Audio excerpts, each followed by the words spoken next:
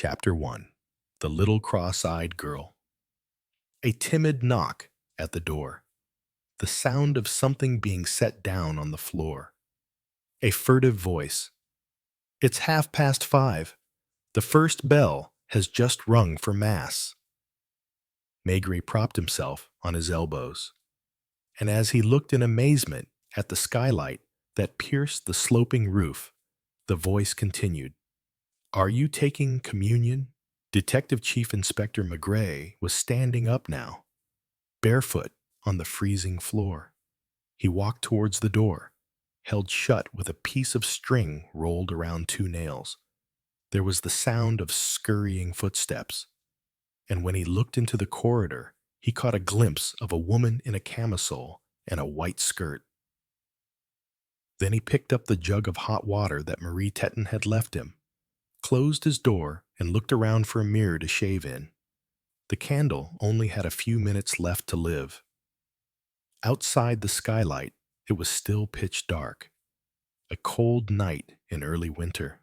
A few dead leaves still clung to the branches of the poplars in the main square. Because of the double slope of the ceiling, Maigret could only stand upright in the middle of the attic room. He was cold. All night, a draft whose source he had not been able to identify had left him with a chill on the back of his neck. But precisely that quality of cold unsettled him, plunging him into a mood that he thought was forgotten. The first bell for Mass chimes over the sleeping village. When he was a little boy, Maigret hadn't got up so early. He used to wait for the second chime at 5:45, because in those days he didn't need to shave. Had he only washed his face? No one brought any hot water in those days. Sometimes the water was frozen in the jug. A little while later, his shoes would echo on the metalled road. Now, as he got dressed, he heard Marie Teton coming and going in the front of the inn, shaking the grate of the stove, clattering the dishes, turning the coffee mill. He put on his jacket and his coat. Before going out, he took from his briefcase a piece of paper with an official label attached, Municipal Police of Moulins, issued for any eventuality to the Police Judiciaire, Paris, then a squared sheet. Meticulous handwriting, I wish to inform you that a crime will be committed at the Church of Saint-Fiacre during First Mass on All Souls' Day. The piece of paper had been hanging around the offices of the Quai des Orfèvres for several days. Maigret had noticed it by chance and been taken aback. Saint-Fiacre, near Matignon, probably because it reached us via Moulins. And Maigret had put the paper in his pocket. Saint-Fiacre, Matignon, Moulins. Words more familiar to him than any others. Saint-Fiacre was the place of his birth, where his father had been estate manager of the chateau for 30 years. The last time he had gone there had been, in fact, after the death of his father, who had been buried in the little cemetery behind the church. A crime will be committed during First Mass. Maigret had arrived the previous day. He had put up at the only inn, the one that belonged to Marie Teton. She hadn't recognized him, but he had recognized her. From her eyes, the little cross-eyed girl, as she had been called back then, a skinny little girl who had become an even thinner old maid with an even worse squint, moving endlessly around in the front room, in the kitchen, in the farmyard, where she raised rabbits and chickens. The inspector went down the stairs. At the bottom, the inn was lit by paraffin lights. The table was laid in a corner, some coarse gray bread, a smell of chicory coffee, boiling milk. You're wrong not to take communion on a day like today, especially when you take the trouble to go to the first Mass. Heavens, there's the second peal The bells rang out faintly. There was a sound of footsteps in the road. Marie Tatin fled to her kitchen to put on her black dress, her lace gloves, the little hat which refused to sit straight on her bun. "I'll let you finish eating. Will you lock the door behind you?" "No need, I'm ready." How confused she was to find herself walking along the road with a man who had come from Paris. She took tiny steps, leaning forwards in the cold morning. Dead leaves somersaulted on the ground. Their dry rustle suggested frost in the night. Other shadows converged towards the faint light from the church door. The bells were still ringing. There were some lights in the windows of the single-story houses, people hastily getting dressed for first mass. And Maigret savored the sensations of his youth again, the cold, stinging eyes, frozen fingertips, an aftertaste of coffee. Then, stepping inside the church, a blast of heat, soft light, the smell of candles and incense. "Please, excuse me, I've got my prie-dieu," said his companion. And Maigret recognized the black chair with the red velvet armrest, the one that had belonged to old Tatin, the cross-eyed girl's mother. The rope that the bell ringer had pulled a few moments before still quivered at the end of the church. The sacristan had just finished lighting the candles. How many were they? In this ghostly gathering of bleary-eyed people, 15 at most, there were only 3 men: the sexton, the bell ringer, and Maigret. A crime will be committed. In Moulins, the police had assumed it was a bad joke and hadn't been concerned about it. In Paris, they'd been amazed when the inspector followed it up. He heard a noise coming from the door to the right of the altar and could guess, second by second, what was going on: the sacristy, the tardy altar boy, the priest silently putting on his chasuble, placing his hands together in prayer, heading towards the nave, followed by the little boy tottering in his robe. The little boy had red hair. He rang the bell. The murmur of liturgical prayers began. During first Mass, Maigret had looked at all the shadows, one by one. 5 old women, 3 with their own reserved prie-dieu, a fat farmer's wife, some younger village girls, and a child. The noise of a car, outside, the creak of a door, small, light steps, and a woman in morning dress walking all the way across the church. In the chancel, there was a row reserved for the people from the chateau, hard pews of polished old wood, and it was there that the woman sat down, without a sound, followed by the eyes of the village women. "Requiem a aeternam dona eis, Domine." Maigret could still have given the response. He smiled at the thought that he had once preferred requiem masses to the others, because the prayers are shorter. He could remember masses lasting only 16 minutes, but already his eyes were fixed on the occupant of the Gothic pew. He could barely see her profile. He didn't at first recognize the Countess of Saint-Fiacre, dies irae, dies illa, but it was her. The last time he had seen her, she had been 25 or 26. She was a tall, thin, melancholic woman, only ever seen from a distance in the grounds of the chateau. And now, she must have been at least 60. She prayed ardently. Her face was emaciated, her hands too long, too refined, clutching a rosary. Maigret had stayed in the back row of straw chairs, the ones that cost 5 centimes at high mass but are free at low mass. "A crime will be committed." He stood up with the others for the first reading from the Gospel. Details crowded in from all directions, and memories flooded over him. He suddenly found himself thinking on All Souls' Day. The same priest celebrates 3 masses. Back in his day, he had had lunch at the priest's house. Between the second and the third, a boiled egg and goat's cheese. The Moulin's police were right after all. There could be no crime. The sacristan had taken his seat at the end of the pew. 4 seats away from the countess, the bell ringer had walked flat-footedly away, like a theater director who doesn't care to watch his play. The only men left were Maigret and the priest, a young man with the passionate gaze of a mystic. He was in no hurry.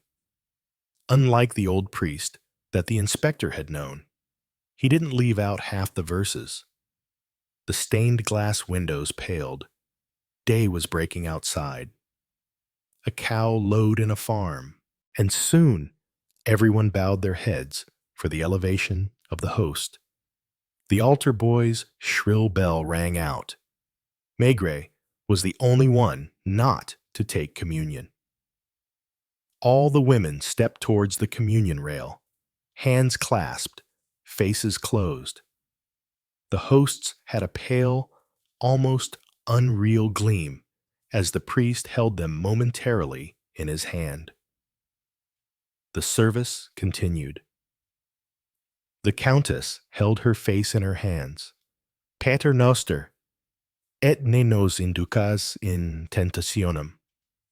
The old lady parted her fingers, revealing her tormented face, and opened her missal. 4 minutes to go. The prayers. The last reading. And that would be it. And there would have been no crime because the warning said first Mass. The proof that it was over was the sexton rising to his feet and stepping inside the sacristy. The Countess of Saint-Fiacre had put her head in her hands again. She didn't move. Most of the other old women were as motionless as she was. Ita missa est. The Mass has been said. It was only then that Maigret realized how anxious he had been. It had only now caught up with him, while he gave an involuntary sigh. He couldn't wait for the end of the last reading and was looking forward to breathing the fresh outside air, seeing people moving about, talking about this and that. The old women woke up all at the same time. Feet moved on the cold blue tiles of the church. First, one village girl headed for the exit, then another. The sacristan appeared with a snuffer, and a thread of blue smoke replaced the candle flames. Day had broken. A gray light entered the nave along with the cold air. There were still 3 people. 2. A chair moved. Then the only one left was the countess, and Maigret's nerves tightened with impatience. The sacristan, who had finished his task, looked at Madame de Saint-Fiacre. A look of hesitation flickered across his face. At the same time, the inspector stepped forwards. They were both quite close to her, startled by her stillness, trying to see the face hidden by the clasped hands, worried. Maigret touched her shoulder, and the body tilted, as if nothing had been holding it upright, then rolled to the ground and lay there inert. The Countess of Saint-Fiacre was dead. They had carried the body to the sacristy and laid it on 3 chairs set side by side. The sacristan had run to fetch the village doctor, and Maigret forgot how uncanny his presence was. He took a few minutes to understand the suspicious question in the priest's ardent gaze. "Who are you?" he asked at last. "What brings—" "Detective Chief Inspector Maigret, Police Judiciaire," He looked the priest in the face. He was a man of 35, with features that were regular, but so serious that they suggested the unshakable faith of monks from another age. He was deeply troubled. His voice, less firm, he murmured, "You don't mean that." They had not yet dared to undress the countess. They had put a mirror to her lips, to no avail. They had listened to her heart, which had stopped beating. "I see no wounds," was all Maigret said in reply. And he looked around him at this setting, not a detail of which had changed in 30 years. The cruets were in the same place, and the chasuble ready for the next mass, and the altar boy's cassock and surplice. The gloomy daylight, entering through an ogive window, diluted the rays from an oil lamp. It was hot and cold at once. The priest was clearly gripped by terrible thoughts. "But you're not trying to say that?" What a drama. At first, Maigret didn't understand, but memories from his childhood rose up like bubbles. A church where a crime has been committed has to be reconsecrated by the bishop. How could there have been a crime? There had been no gunshot. No one had gone near the countess. Throughout the whole of the Mass, Maigret hadn't taken his eyes off her, and no blood had been spilled. There was no apparent wound. The second Mass is at 7 o'clock, isn't it? It was a relief to hear the heavy tread of the doctor, a red-faced chap who was struck by the atmosphere, and who looked at the inspector and the priest in turn. "Dead?" he asked. But he had no hesitation in undoing her bodice, while the priest averted his eyes. Heavy footsteps in the church. Then the peal rung by the bell ringer, the first chime of the 7 o'clock Mass. All I see is an embolism that would have... I wasn't the countess's regular doctor. She preferred to be treated by a colleague in Moulins. But I was called to the chateau 2 or 3 times. Her heart was in very poor shape. The sacristy was very cramped. There was hardly enough room for the 3 men and the body. 2 altar boys arrived, because there was Mass at 7. "Her car must be outside," said Maigret. "We'll have to have her taken home." And he still felt the priest's anxious eyes on him. Had he guessed something either way, while the sacristan, with the help of the driver, guided the body towards the car? He approached the inspector. "Are you sure that—" "I still have 2 Masses to say. It's All Souls' Day. My congregation is—" Since the countess had died of an embolism, couldn't Maigret find it in himself to reassure the priest?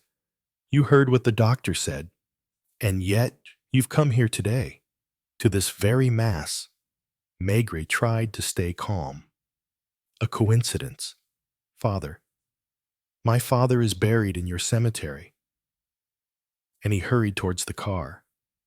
An old model coupe. The chauffeur was turning the crank.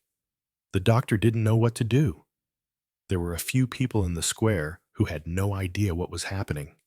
"Come with us." But the corpse took up all the room inside the car.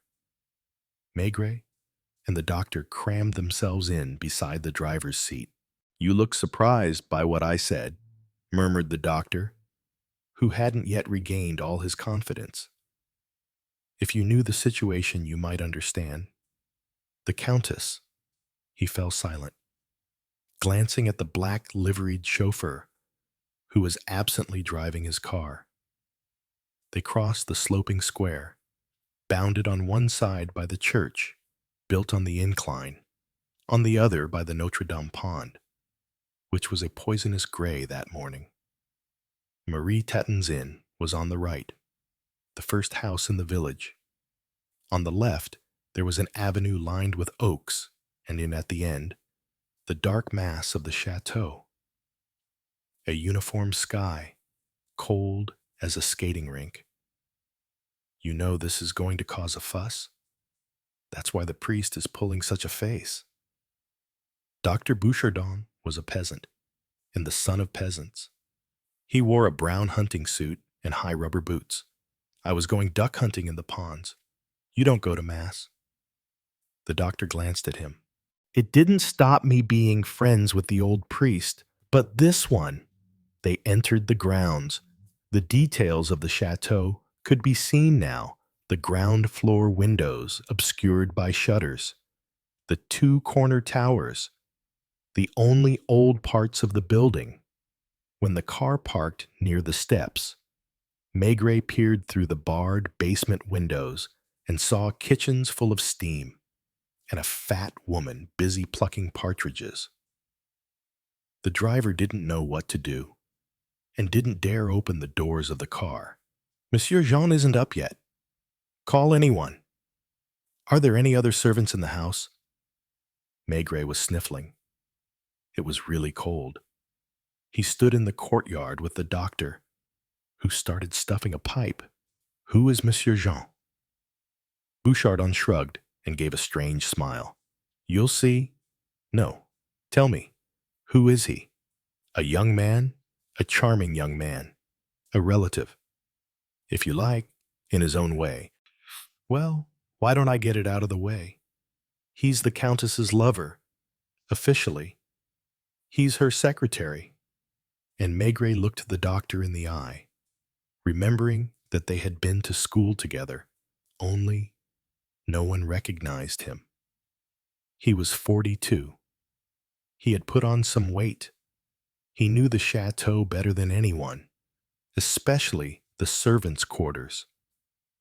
He had to take only a few steps to see the estate manager's house, his birthplace. And perhaps it was the memories that troubled him so much, especially the memory of the Countess of Saint-Fiacre, as he had known her a young woman who had personified. To the working-class little boy that he was, femininity, grace, nobility, and she was dead. She had been pushed, like an inert object, into the car. And they had had to fold her legs. They hadn't even buttoned up her blouse. And white underwear contrasted with the black of her morning dress. A crime will be committed. But the doctor claimed that she had died of an embolism. What supernatural creature had predicted such a thing? And why alert the police? In the chateau, people were running about. Doors were opening and closing. A butler, not yet in full livery, half opened the main door and hesitated to come any further. A man appeared behind him, in pajamas, his hair tousled and his eyes weary. "What is it?" he shouted. "The gigolo," the doctor murmured cynically into Maigret's ear. The cook had been alerted as well, as she watched in silence from the basement window. Skylights opened in the roofs leading into the servants' bedrooms. "Well, what are we waiting for? Let's carry the countess to her bed." Maigret thundered indignantly. It all struck him as sacrilegious, clashing as it did with his childhood memories. It made him uncomfortable, not just emotionally, but physically as well. A crime will be committed. The second peal of bells rang for mass. People would be in a great hurry. There were farmers who came from far away, on carts, and they had brought flowers to put on the graves in the cemetery. Jean didn't dare approach. The butler, who had opened the door, was shocked and stood there frozen. "Your ladyship, your lady," he stammered. "So, are you going to leave her there? Well?" Why on earth was the doctor wearing an ironic smile on his face? Maigret took charge of the situation. "Right, two men. You." He pointed at the chauffeur. And you, he pointed at the butler. Carry her to her bedroom. And as they leaned towards the coupe, a bell rang out in the hall. The telephone. That's strange. At this time of day? Bouchardon muttered. Jean didn't dare go and answer it. He seemed in a daze. It was Maigret who hurried inside and picked up the receiver. Hello. F.A. This is the chateau. And a clear voice said, Could I speak to my mother? She must have come back from Mass. Who's speaking? The Count of Saint-Fiacre.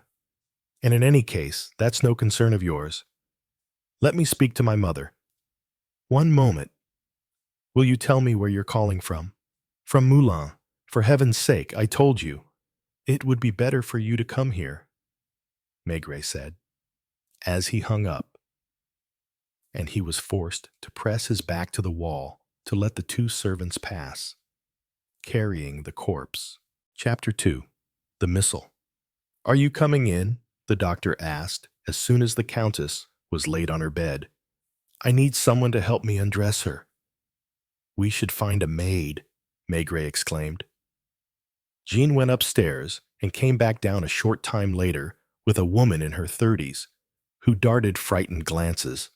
Get out, the inspector snapped at the servants, who wanted to do precisely that. He held Jean back by the sleeve, looked him up and down, and led him over to a window. What is the nature of your relations with the countess's son? But The young man was gaunt, and his striped pajamas, of dubious cleanliness, added nothing to his dignity. His eyes avoided Maigret's. He kept tugging on his fingers as if to stretch them. Wait, the inspector interrupted. Let's be frank so as not to waste any more time. Behind the heavy oak door of the bedroom, there was the sound of people coming and going. The squeak of bed springs, muttered orders being given to the maid by Dr. Bouchardon. They were undressing the corpse. What exactly is your situation at the chateau? How long have you been here? 4 years? Did you know the Countess of Saint-Fiacre? That is to say, I was introduced to her by some mutual friends. My parents had just been ruined by the collapse of a little bank in Lyon. I came here in a position of trust to deal with the personal affairs of... Excuse me, what did you do before? I traveled. I wrote art reviews. Maigret didn't smile. And in any case, the atmosphere wasn't conducive to irony. The chateau was huge. From outside, it had a certain charm, but the interior looked as seedy as the young man's pajamas. Dust everywhere, ugly old objects, a pile of useless junk. The curtains were faded, and on the walls there were lighter patches, indicating that furniture had been removed. The best furniture. Obviously, the pieces that had some value. You became the Countess's lover. Everyone is free to love whoever...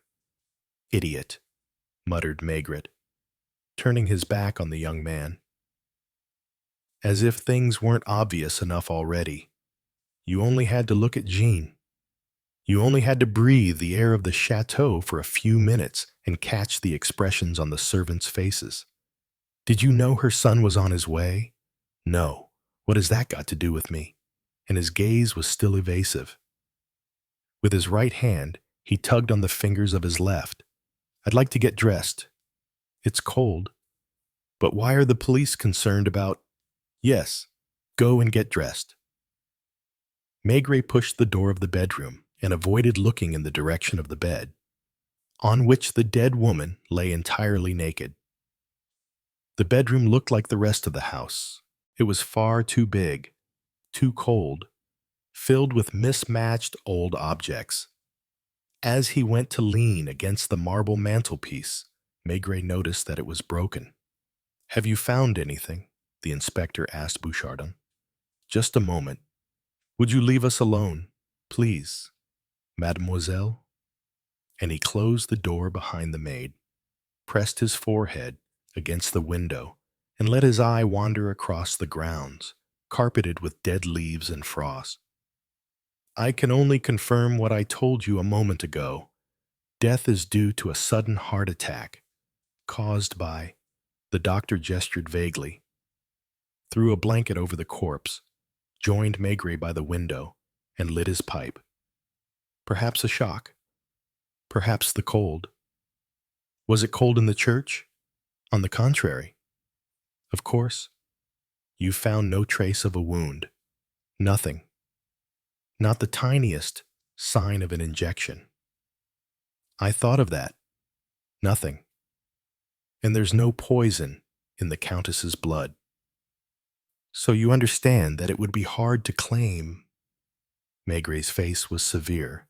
On the left, under the trees, he could make out the red roof of the estate manager's house, his birthplace. In just a few words, life at the chateau, he asked under his breath. You know as much as I do. One of those women who are models of good behavior until the age of 40 or 45. That was when the Count died, and the son went to Paris to pursue his studies. And here, a series of secretaries came and stayed for various lengths of time. You saw the latest one. The fortune. The chateau is mortgaged. 3/4 of the farms have been sold. Now and again, an antique dealer comes for anything valuable that's left. And what about the son? I don't know him well. They say he's quite a character. Thank you. Maigret went to leave, but Bouchardon came after him. Between ourselves, I'd be curious as to what coincidence it was that brought you to the church this morning of all mornings. Yes, it's strange. I have the feeling I've seen you somewhere before. It's possible. And Maigret hurried along the corridor. He was finding it hard to concentrate because he hadn't had enough sleep. He might also have caught a cold at Marie Tatin's inn. He spotted Jean coming down the stairs, wearing a gray suit but still in his slippers. At the same time, a car without a silencer drove up in the chateau courtyard. It was a little racing car, painted canary yellow, long, narrow, uncomfortable looking. A moment later, a man in a leather coat burst into the hall, took off his cap and yelled, "Hello, anyone there? Is everyone still asleep around here?" But then he noticed Maigret looking at him curiously. What the— Shh, I need to talk to you. Standing beside the inspector, Jean was pale and anxious. As he stepped past him, the Count of Saint-Fiacre punched him lightly on the shoulder and joked, "Still here, you rogue?" He didn't seem to be angry with him, just to hold him in complete contempt. At least there's nothing serious happening. Is there? Your mother died this morning, in church. Maurice de Saint-Fiacre was 30, the same age as Jean. They were the same height, but the Count was broad, slightly fat, and everything about him, particularly his leather outfit, hinted at a life of frivolity. His clear eyes were cheerful and mocking. It took those words from Maigret to make him frown. What did you say? Come in here. Good heavens, when you've what? Nothing. Where is she? He was stunned, beside himself, in the bedroom. He lifted the blanket just enough to see the dead woman's face. No explosion of grief, no tears, no dramatic gestures, just 3 murmured words. Poor old thing. Jean had thought it was time for him to walk towards the door, and Maurice noticed and shouted at him, "You, get out of here." He started getting nervous. He paced back and forth. He bumped into the doctor. What did she die of? Bouchardon. A heart attack. Monsieur Maigret. But the inspector might know more than I do on the subject. The young man turned excitedly towards Maigret. Are you from the police? Could we talk for a few minutes? I'd like to take a quick stroll down the road. Will you be staying here? Doctor, I was about to go hunting and, well, you can go hunting another day. Maurice de Saint-Fiacre followed Maigret, staring dreamily at the ground in front of him. When they reached the main avenue of the chateau, 7 o'clock Mass was coming to an end, and the congregation, larger than the one at first Mass, was coming out and assembling in little groups in the square in front of the church. Some people had already gone into the graveyard, and only their heads could be seen over the top of the wall. As the sun rose, the cold became more intense, probably because of the breeze that swept the dead leaves from one end of the square to the other, making them wheel like birds above the pond of Notre Dame. Maigret stuffed his pipe. Wasn't that the main reason why he had dragged his companion outside? And yet, even in the dead woman's bedroom, the doctor had been smoking. Maigret was used to smoking anywhere at all, but not at the chateau. It was a special place which, throughout the whole of his youth, had represented everything inaccessible in the world. The Count called me into his library today to work with him, his father had said, with a hint of pride. And Maigret, a little boy in those days, watched respectfully the pram being pushed by a nanny in the park. The baby was Maurice de Saint-Fiacre. Would anyone stand to benefit from your mother's death? I don't understand. The doctor just said. He was anxious and twitchy. He snatched the piece of paper that Maigret held out to him, the one that announced the crime. What does this mean? Bouchardon is talking about a heart attack and a heart attack that someone predicted a few days ago. A few villagers watched them from a distance. The two men approached the church, walking slowly, following their own trains of thought. What did you plan to do at the chateau this morning? I'm wondering that very thing myself. The young man said carefully. You asked me a moment ago whether, well, then, yes, there is someone who stands to gain from my mother's death. I do. He wasn't joking. He looked concerned. A man passed on a bicycle, and he greeted him by name. Since you're from the police, you must have worked out the situation already.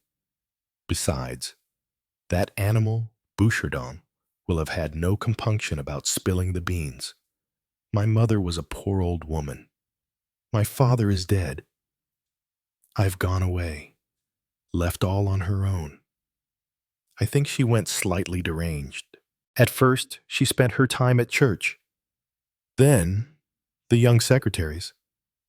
I don't think it was what you believe, and what Bouchardon was trying to insinuate. Nothing untoward, just a need for affection, the need to look after someone, which these young men took advantage of to take things further. There you are. That didn't mean she wasn't devout. She must have had terrible crises of conscience, torn as she was between her faith and this. You were saying you stood to gain. You're aware that there isn't much left of our fortune. And people like the chap you saw a moment ago have high ambitions. Let's say that in 3 or 4 years, there would have been nothing left at all. He was bareheaded. He ran his fingers through his hair. Then, looking Maigret straight in the eye and pausing for a moment, he added, It remains for me to tell you that I came here today to ask my mother for 40,000 francs. And I need those 40,000 francs to cover a check that will otherwise bounce. You see how everything links together. As they passed a hedge, he pulled a twig from it. He seemed to be struggling not to let events get on top of him. And to think I brought Marie Vassiliev with me. Marie Vassiliev, my girlfriend. I left her in her bed, in Moulins. She's quite capable of hiring a car right now and running off. That's all I need.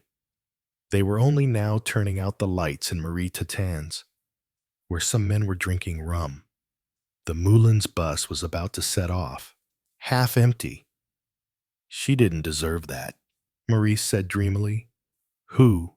My mother. And at that moment, there was something childlike about him, in spite of his height and his developing paunch. Perhaps he was finally on the brink of crying.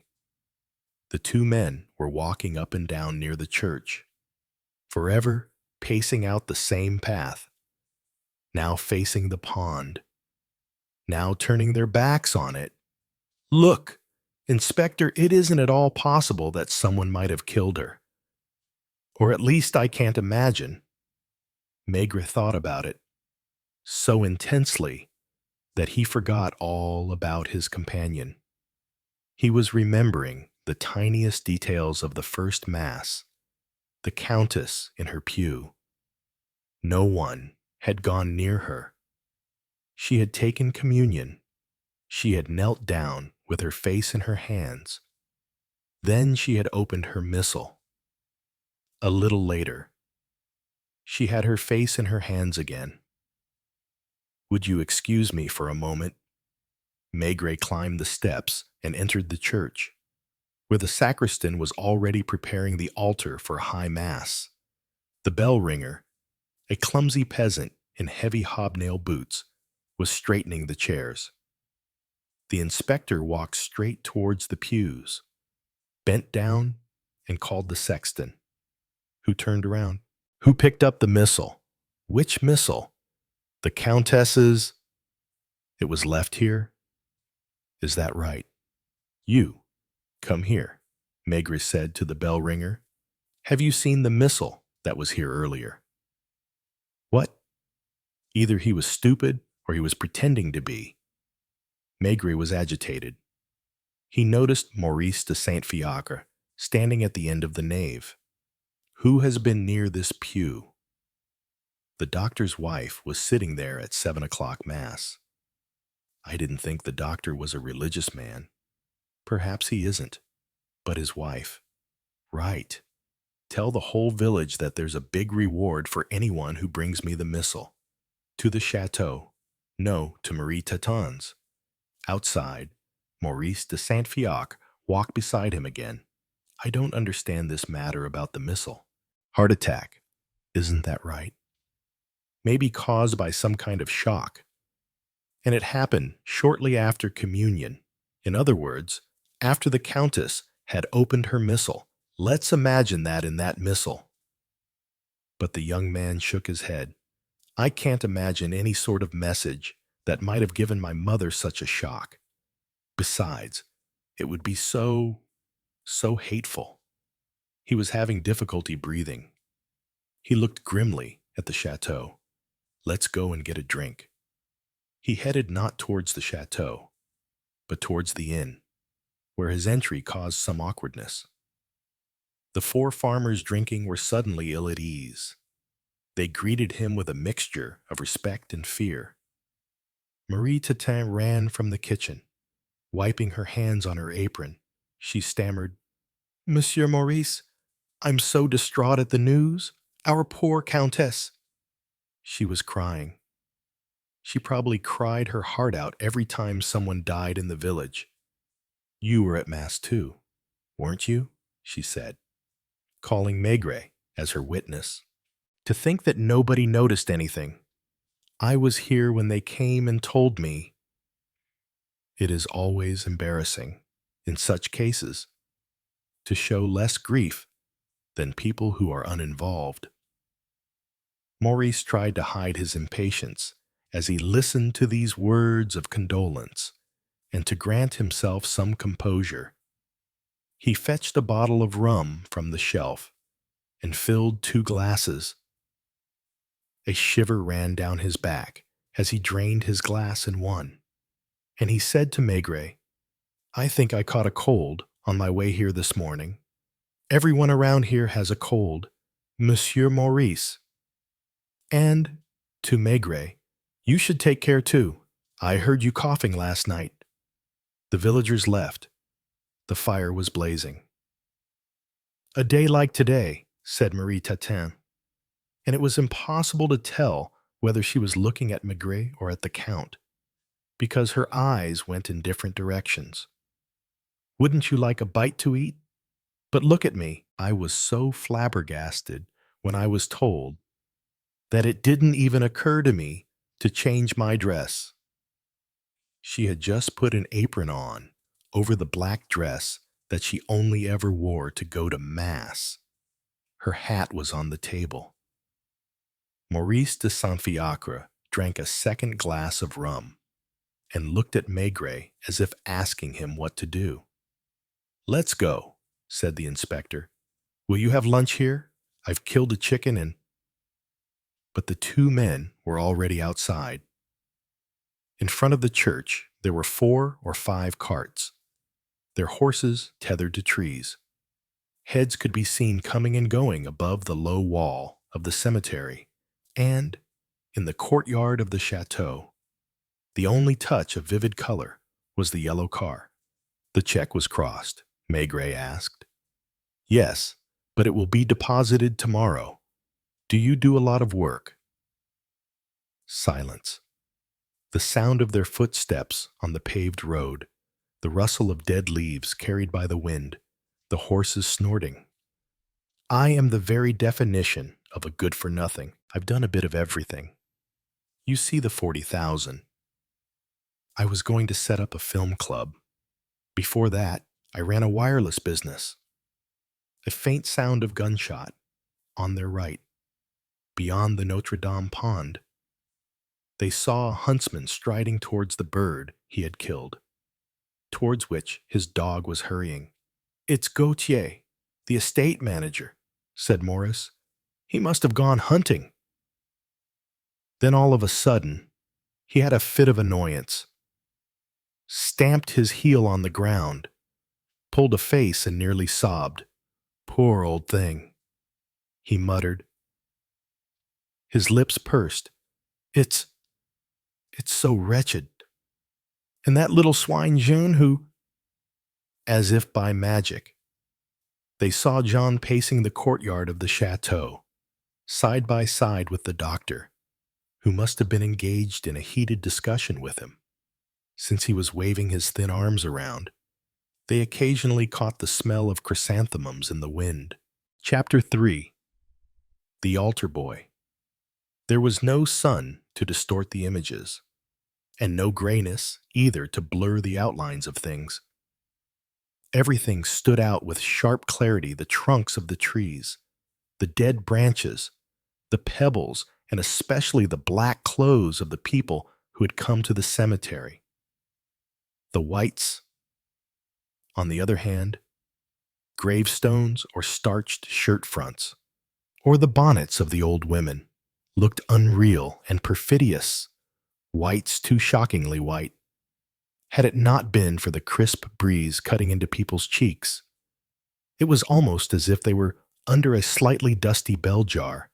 "I'll see you in a minute." Maigret left the Count of Saint-Fiacre outside the cemetery gate. An old woman, sitting on a little bench that she had brought with her, was trying to sell oranges and chocolate. Oranges, fat ones, unripe and candied. They put your teeth on edge. They rasped your throat. But when he was 10 years old, Maigret had devoured them anyway, because they were oranges. He had turned up the velvet collar of his overcoat. He didn't look at anyone. He knew that he had to turn to the left, and that the grave he was looking for was the third one past the cypress tree. all around. The cemetery was covered with flowers. The previous day, some women had washed certain gravestones with a brush and soap. The gates had been repainted. Here lies Évariste Maigret. Excuse me, no smoking. The inspector barely noticed that anyone was talking to him. At last, he stared at the bell ringer, who was also the grave digger, and put his pipe, still lit, in his pocket. He couldn't think about one thing at a time. Memories came flooding in, memories of his father, a friend who had drowned in the Notre Dame pond, the child of the chateau in his beautiful pram. People looked at him. He looked at them. He had seen these faces before, but back then, that man holding a little boy in his arms, for example, the one walking behind a pregnant woman, had been a little boy of 4 or 5. Maigret had no flowers. The tombstone was blackened. He came out grumpily and muttered to himself, making a whole group of people turn round. We really need to find the missile. He didn't want to go back to the chateau. There was something about it that disgusted, even infuriated him. Certainly. He was under no illusion about the men, but he was furious with them for sullying his childhood memories, especially the countess, whom he had always considered as noble and lovely as a character in a picture book. And there she was, a batty old lady who kept gigolos, not even that. There was nothing honest or open about it. The famous Jean was just playing at being a secretary. He wasn't handsome. He wasn't even all that young. And the poor old woman, as her son had said, was tormented, torn between the chateau and the church. And the latest, Count of Saint-Fiacre, risked arrest for presenting a dud check. Someone was walking in front of Maigret with his gun over his shoulder, and the inspector suddenly noticed that he was heading towards the estate manager's house. He thought he recognized the silhouette he had seen in the field from a distance. A few meters separated the two men, who were about to enter the courtyard, where a few hens were huddled against a wall, in the shelter of the wind, their feathers trembling. Hey! The man with the rifle turned around. Are you the Saint-Fiacre estate manager? And you are Detective Chief Inspector Maigret, Police Judiciaire. Maigret, the estate manager, was struck by the name, but couldn't remember exactly why. Have you been told what's going on? I've just been informed. I was hunting, but what do the police? He was a small, squat man, gray-haired, his skin crisscrossed with fine, deep wrinkles, and pupils that looked as if they were lying in ambush behind thick eyebrows. I was told, her heart. Where are you going?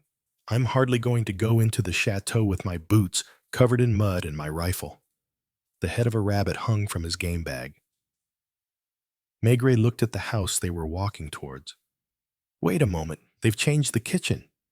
He felt a suspicious glance upon him. 15 years ago, murmured the estate manager. What's your name? Gautier. Is it true that the Count arrived without? His whole attitude was hesitant, reticent, and Gautier didn't even invite Maigret inside. He pushed open his door. The inspector came in anyway and turned right, towards the dining room, which smelled of biscuits and brandy. If you have a moment, Monsieur Gautier, you're not needed at the house, but I have a few questions to ask you. Hurry up, said a woman's voice in the kitchen. Apparently, it's horrible. And Maigret ran his fingers along the oak table, its corners decorated with carved lions. It was the one from his childhood. It had been sold on to the new estate manager after his father's death. Can I offer you something? Gautier chose a bottle from the sideboard, perhaps as a way of gaining some time. What do you think about Monsieur Jean? And by the way, what's his surname? Métayer, a respectable family from Bourges. Did he cost the countess a lot of money? Gautier filled the glasses with brandy, but remained stubbornly silent. What business did he have at the chateau? As estate manager? I assume you look after everything. Everything? Oh, so? He didn't do anything. A few private letters. At first, he claimed to be making the countess some money, thanks to his knowledge of finance. He bought some shares that collapsed in a few months, but he insisted that he would make it all back, and more thanks to a new photographic process that one of his friends had invented. It cost the countess about 100,000 francs, and the friend disappeared. And last of all, there was some story about photographic printing. I don't know a thing about it. Something like photo engraving or heliogravure, but cheaper. Jean Métayer was a busy man. A lot of effort for not much result. He wrote articles in the Journal de Moulins, and they had to take them because of the countess. That was where he did his printing experiments, and the editor didn't dare throw him out. Cheers. And, suddenly, uneasy. There were no rows between him and the count. Nothing at all. I assume you're just here by chance. Since it was a heart attack, there's no reason to. What annoyed Maigret most was that he couldn't catch the estate manager's eye. He wiped his mustache and moved into the other room. Do you mind if I get changed? I was supposed to be going to High Mass, and now... I'll see you later, said Maigret as he left. And he was just closing the door when he heard the still invisible woman asking, "Who was that?" They had put sandstone paving stones down in the courtyard, where he had once played marbles on the beaten earth. The square was filled with groups of people in their Sunday best, and the sound of organ music filtered from the church. The children, in their new suits, didn't dare to play, and handkerchiefs protruded from everyone's pockets. They all had red noses, which they blew noisily. Scraps of phrases reached Maigret's ears. He's a policeman from Paris. Apparently, he's come about the cow that died at Matthew's the other week. A cocky young man with a red flower in the buttonhole of his navy blue serge waistcoat. His face well scrubbed and his hair shiny with brilliantine, dared to call out to the inspector, "They're waiting for you at Tatton's. It's about that guy who stole..."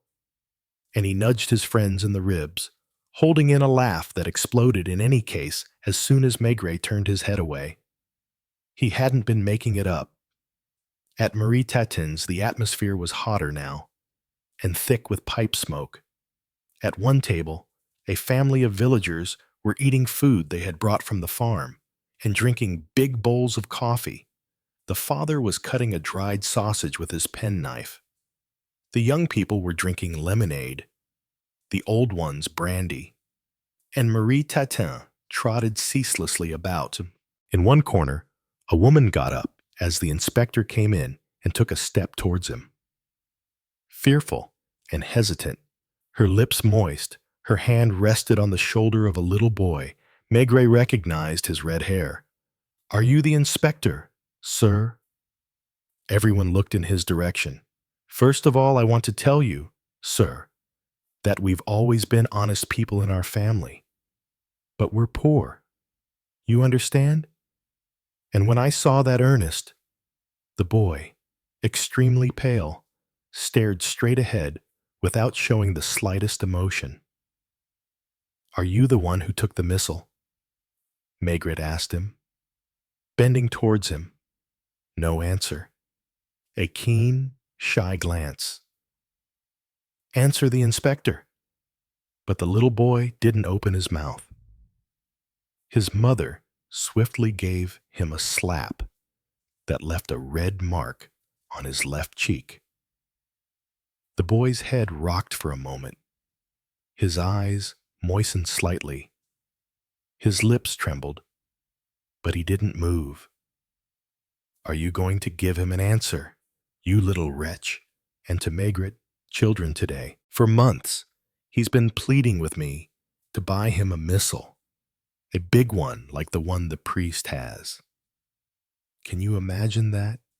So, when I was told about the countess's missal, I immediately thought, and besides, I'd been surprised to see him coming back between second and third Mass, because he usually eats at the presbytery.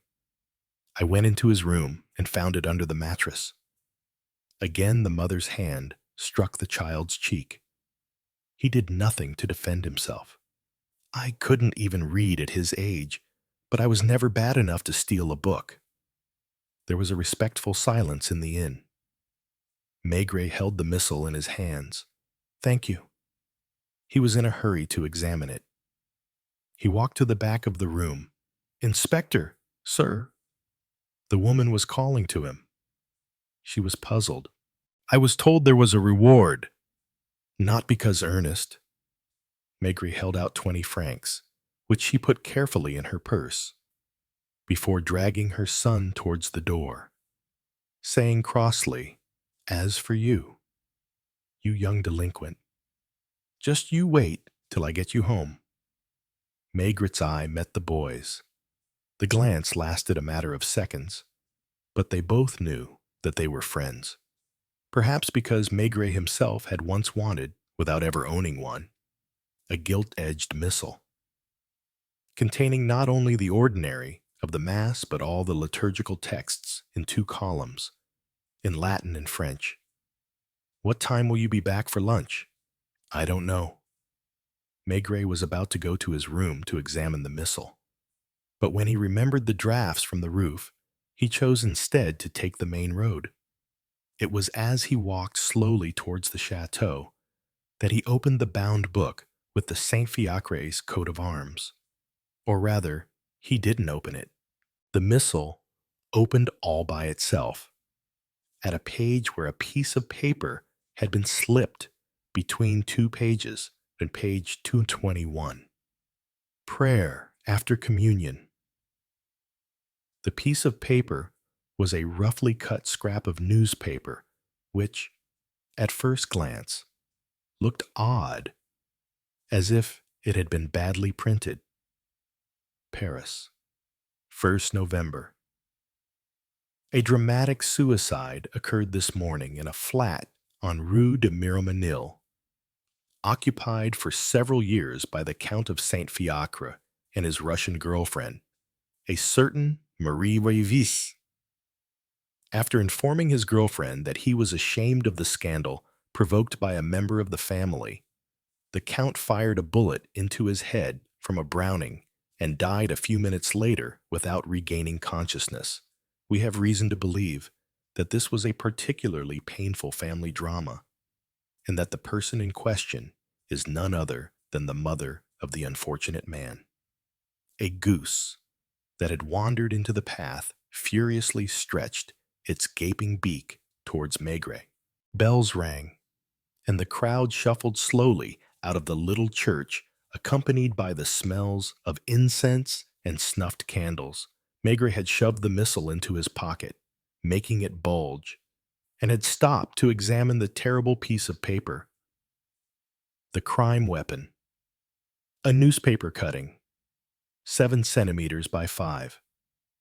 The Countess of Saint-Fiacre went to first Mass, knelt down in the pew, reserved for the members of her family for 2 centuries. She took communion. It was planned. She opened her missal to read the prayer after communion.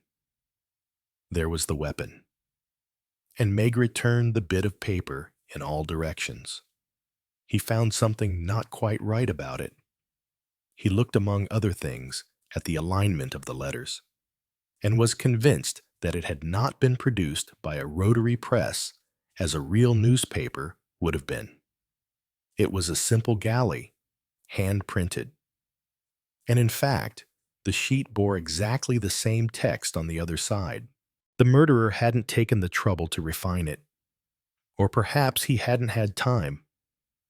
Would it have occurred to the countess to turn the page over?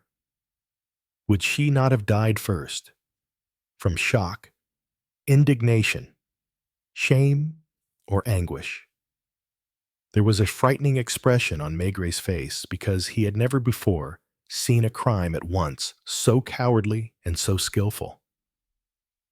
And whoever had committed the crime had also called the police, assuming that the missile wouldn't have been found. Yes, that was it. No one was supposed to find the missile, in which case it would have been impossible to speak of a crime, to accuse anyone at all.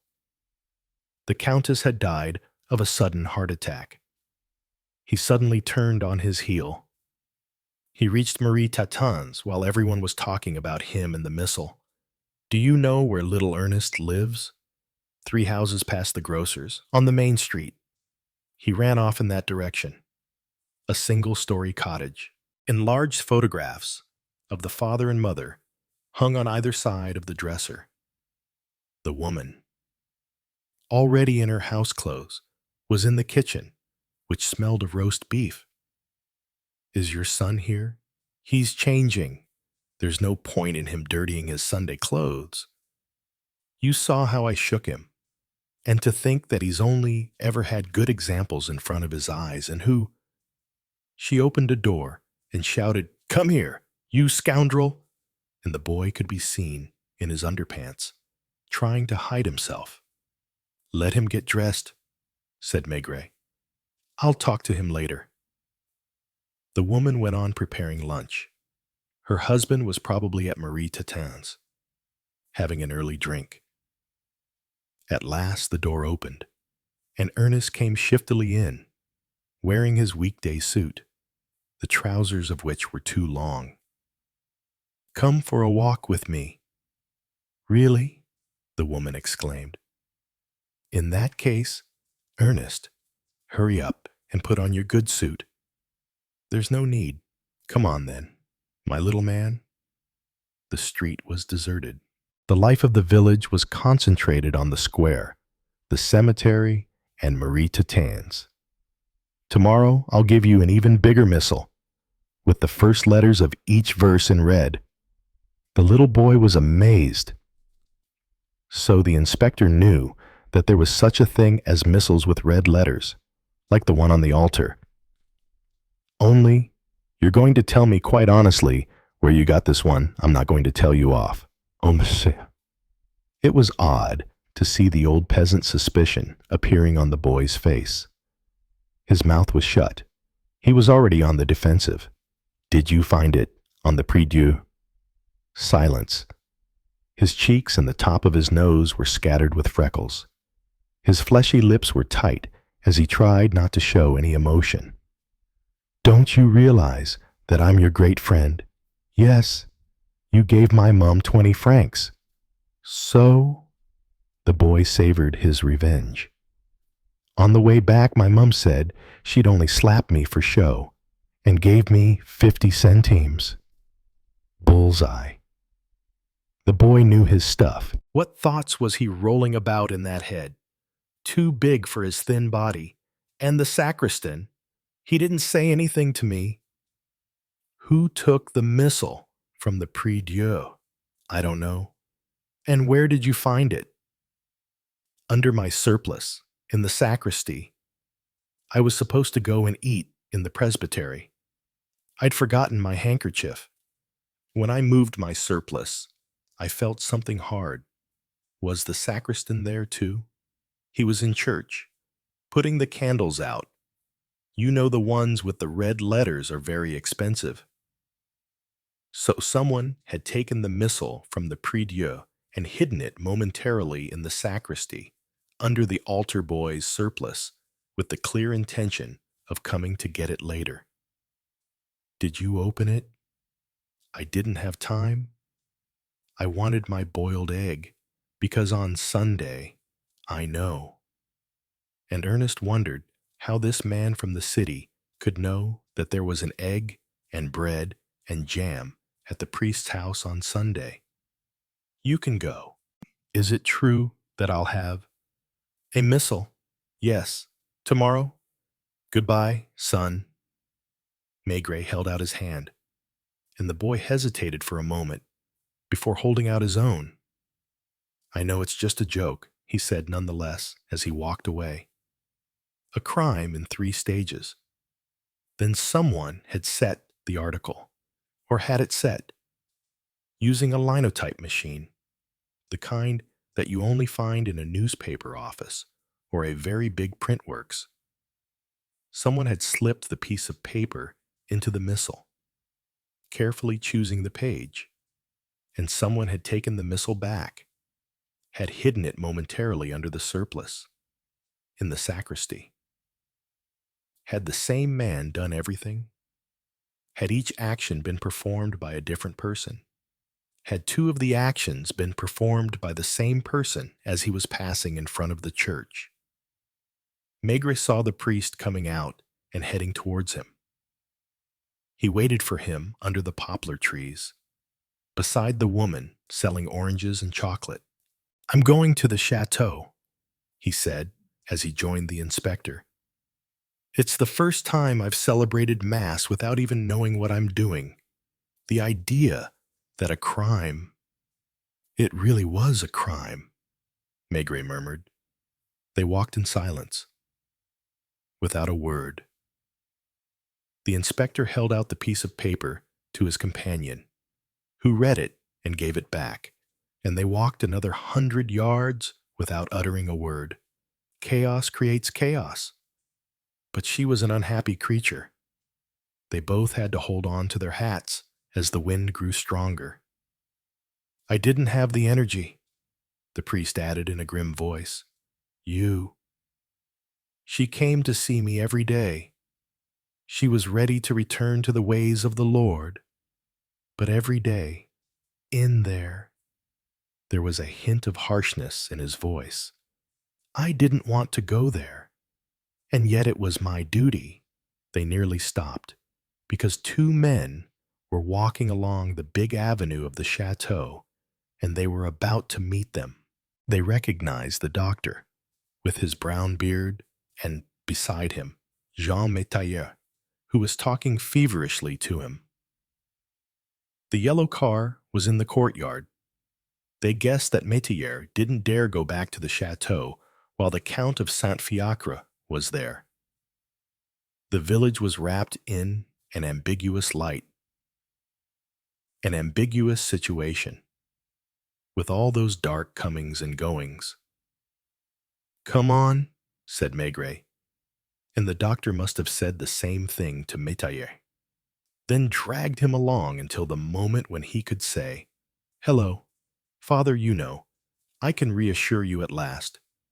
It's true that I'm a non-believer, but I can guess your horror at the idea that a crime might have been committed in your church. Well, it hasn't. Science is clear on the matter. Our countess died of a heart attack. Maigret had walked over to Jean Métayer. One question. He was aware of the tension in the young man, who was panting with anxiety. When was the last time that you went to the Journal du Moulin? Wait. He was about to speak, but his unease made him cautious. He darted a suspicious glance at the inspector. Why are you asking me that? Doesn't matter. Am I obliged to answer? You are free to remain silent. Not the face of a degenerate, perhaps, but a face that was worried, tormented, nervousness far beyond the average, capable of interesting Dr. Bouchardon, who was talking to the priest. I know I'll be the one tormented, but I will defend myself. Of course you will defend yourself. First, I want to see a lawyer. It's my right. And besides, what right do you have? Just a moment. Have you studied law? For 2 years. He tried to regain his composure and smile. No charges have been brought. Nobody's been caught in flagrante. So you have no right to. Very good. 10 out of 10. The doctor maintains that. And I claim that the countess was killed by the most revolting sort of swine. Read this. And Maigret held out the piece of printed paper. Suddenly, quite stiff, Jean Métayer looked at his companion as if he was going to spit in his face. By the... What did you say? I can't allow you to. And the inspector, gently resting his hand on his shoulder, said, But my dear boy, I haven't said anything to you at all. Where's the count? Go on reading. You can give me the paper later on. A flame of triumph flared in Métayer's eyes. The count is talking checks with the estate manager. You'll find them in the library. The priest and the doctor walked ahead, and Maigret heard the doctor's voice saying, No, Father, it's human. It's more than human. If only you had studied a little physiology rather than poring over the writings of St. Augustine. And the gravel crunched under the feet of the 4 men who slowly climbed the steps, turned even harder and whiter by the cold. Chapter 4. The Mirror and the Trap. You held the little piece of paper in your hand as if it were on fire, not because it was hot, but because it was living evidence. No blood, no weapon, no poison, just a piece of printed lies, inserted into the pages of the Bible to kill through fear. No one in the village thought that insult could cause death. But you knew better. Shame, when timed and used properly, can cut a man's heart faster than a knife. You return to the inn. Jean Métayer is there, eating a late lunch, trying to look innocent. He's looking out the window. But his eyes are on the reflection in his wine glass. You know the type. Guilt makes them look at no one for more than 3 seconds. You enter, cold and dark as a storm, just over the hills. We need to talk. You tell him. Jean set down his fork and smoothed the edge of his napkin as if he were at a high-class dinner, but his left finger twitched slightly. About what? Inspector, you don't answer right away. You just take a small piece of paper out of your jacket pocket and put it on the table. A fake copy of a well-known newspaper reporting a fictitious suicide. Attributed to the victim's son, the weapon is inserted right after the words prayer after communion. Jean chuckled.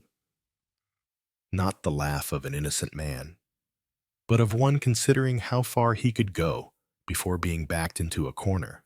I didn't print this, he said, his voice even. And if she died reading a piece of fake news, that's a tragedy, not a crime. You nod. Tragedy is always the best disguise for crime. No one in the bar said anything. There was only the ticking of the clock and Marie Tatin fidgeting with her glasses behind the counter. Outside, the wind whistled through the oak trees as if they were crying.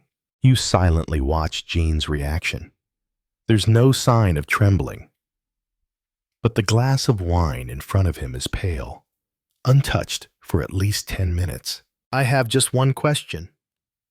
You say, who had the knowledge, the motive, and the opportunity to create this print and place it in the countess's hands in a church in full swing? Jean glanced quickly toward the window.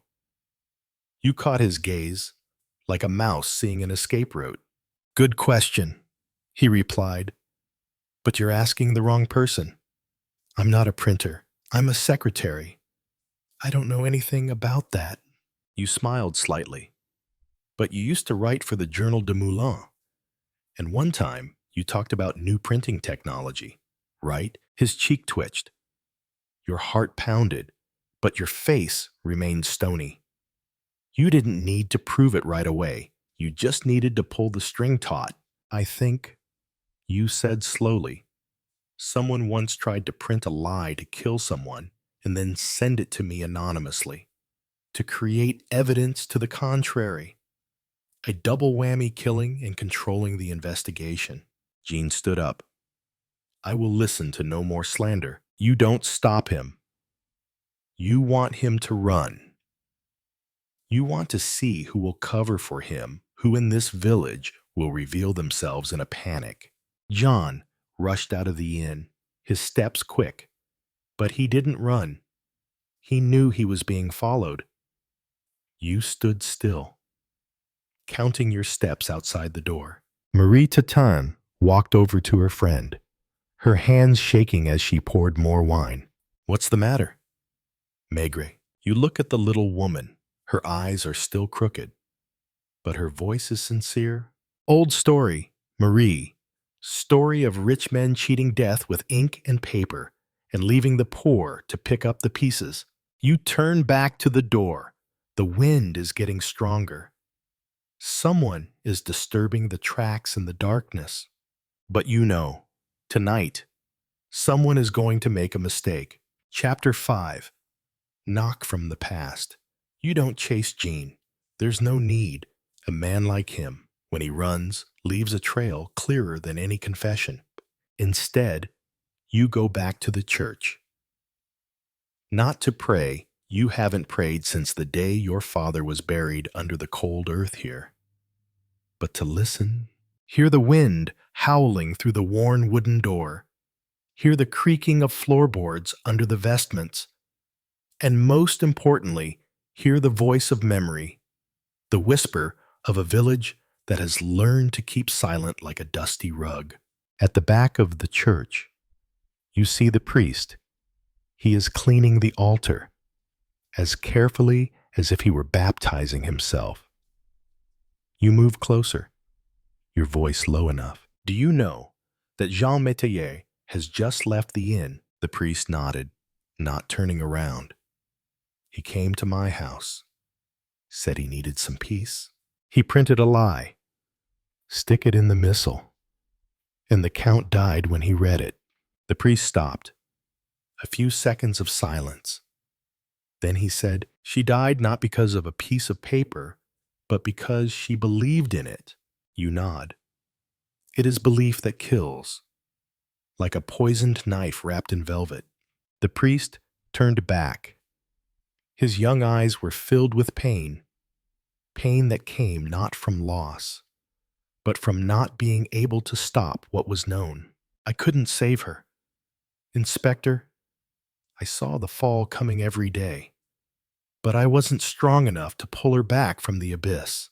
You pull another piece of paper from your pocket, a copy of an old article from the Journal des Moulins, under the author's name, Jean Métayer. He had tried experimental printing technology in the newspaper office, a hand printing system. No rotation, no printing house, just type and a wooden frame to press the ink. The priest stared at the article. Then he said quietly, "There is another who prints, not with ink, but with words and faith." You don't answer. There's no need. 2 men, one in a robe, one in a frock coat, stand side by side in the cold, tomb-like church. Some kid is practicing his trumpet in the cemetery. The sound is off-key, distorted, like a funeral song cut short. You turn away. On the way back, a man was waiting for you in front of the inn. Emile Gautier, son of the estate manager. Brown coat, turned-up collar, thin face. "I want to talk, not about my father, about my mother."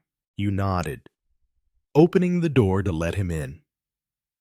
Inside, Marie Tatin was boiling a pot of water, the scent of bay leaves wafting in the air. "She was a church maid," said Emile, "when she was young, before she married my father.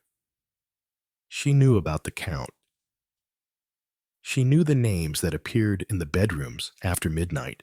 You sit down at the table and light your pipe. And what did she say? That a poor child once loved the Count from afar. And now he returns not to investigate, but to correct his memories. You pause. She means me. Emile didn't answer. But his eyes knew what you still didn't want to admit. The Count's death wasn't just a matter of investigation. It was a silent revenge against childhood fantasies. Do you know who sent me the anonymous letter? Emile nodded. Not John. Not her son. The one who wants you here, but not to solve the case. Just to witness it. You look him straight in the eye. Who? Priest. Chapter 6. The confession no one wants to hear. Don't go back to church right away. Don't rush. The sinner, or the person who thinks he's a sinner, will come out of the shadows if you wait long enough.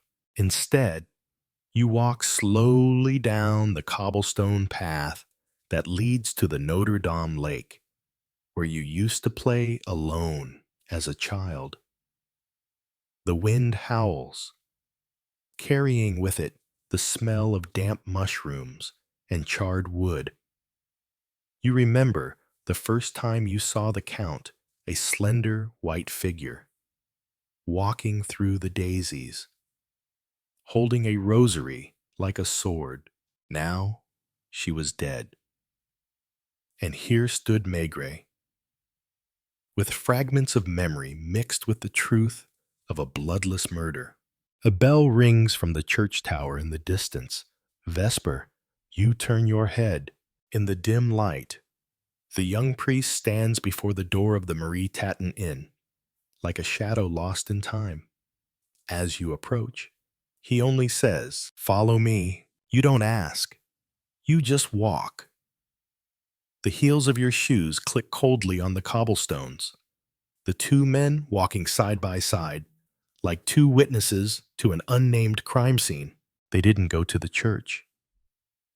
They walked around the cemetery, down a side street, to a small stone house, the priest's house. Inside, it was brutally simple. A wooden table, 2 chairs, a cross, and a wooden ink box under the table. I printed that piece of paper, said the priest. The confession dropped like a stone into a pond. No one responded immediately. There was no need. You pulled up a chair and sat across from him, like a judge in a courtroom without a courtroom. I didn't kill her, but I knew she would die if she read that news. You nod. And you still print it. Still put it in missal. No, I didn't put it in. I just printed it. I just wanted someone to see it. For you to see. You slowly lit your pipe, taking a long drag. Send me a letter, so I can come. The priest nodded. I believed I could save her. With advice, with God, with faith. But day by day, I saw her sinking deeper and deeper, not because of Jean or money, but because of something else. Guilt, you ask? No. Delusional. She thought she could still love. That kindness could be rewarded with loyalty. But men like Jean only knew how to take advantage. You exhale a cloud of white smoke. Do you hate him? No. The priest shook his head, his voice low. I hate myself for not being strong enough to pull her out. Silence fell. So long that you could hear the wind blowing through the cracks in the door, the pounding of the clock, and the heavy breathing of the man in front of you, who was condemning himself not by his actions, but by his inactions. I thought if she died of a heart attack, no one would be convicted. It would all end quietly, and I would just stand by the grave, unable to do anything. The priest bowed his head. But I didn't expect her to die right then. You look into the dry eyes of the man who once preached about heaven, but could not save a lost soul on earth. You are both a witness and an accomplice. You stand up. No rush to judgment. No need for handcuffs. You know his greatest sin doesn't need a prison. It lives in his heart every day.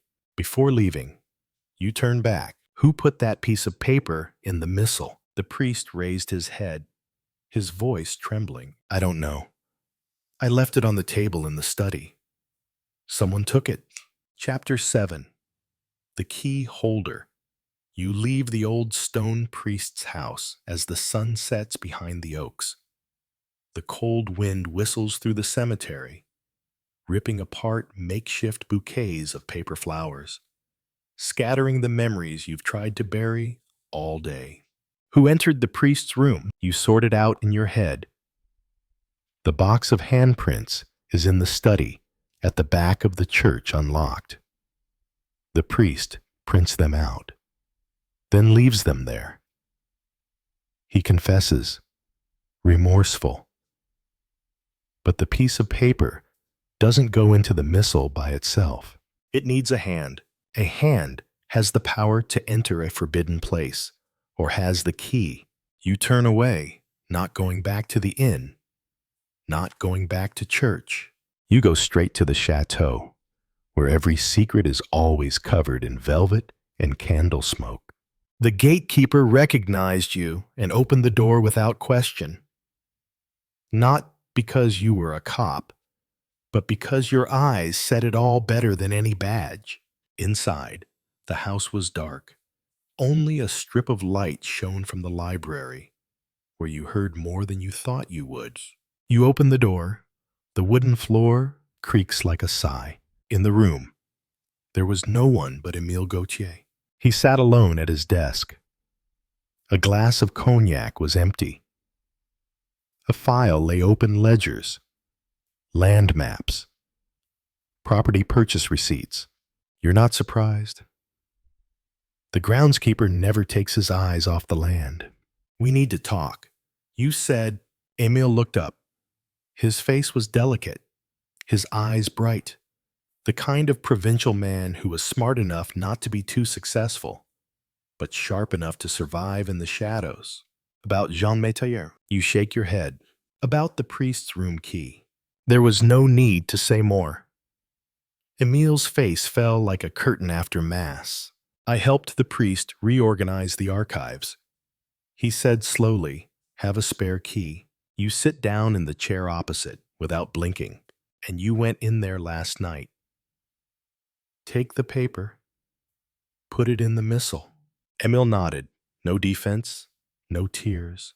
I don't hate the countess, but I hate this chateau. This rotten system that keeps the rich on top and the poor on the bottom. And you think her death was justice? No, it's liberation. You understand. Disagree, but understand. The man before you is not a murderer in the classical sense. He does not draw a knife, mix poison, or pull the trigger. He simply unlocks and lets evil find its way. A key holder of darkness enters the church. Does Jean Métayer know about this? Émile laughed bitterly. He is an actor in this play, but no one knows who is directing it. You stand up, take out your pipe, light it. Let the smoke drift silently like the ghost of the truth just revealed. I'm not leaving the village, at least not until after the funeral. Émile nodded. You don't need threats. You don't need an arrest warrant.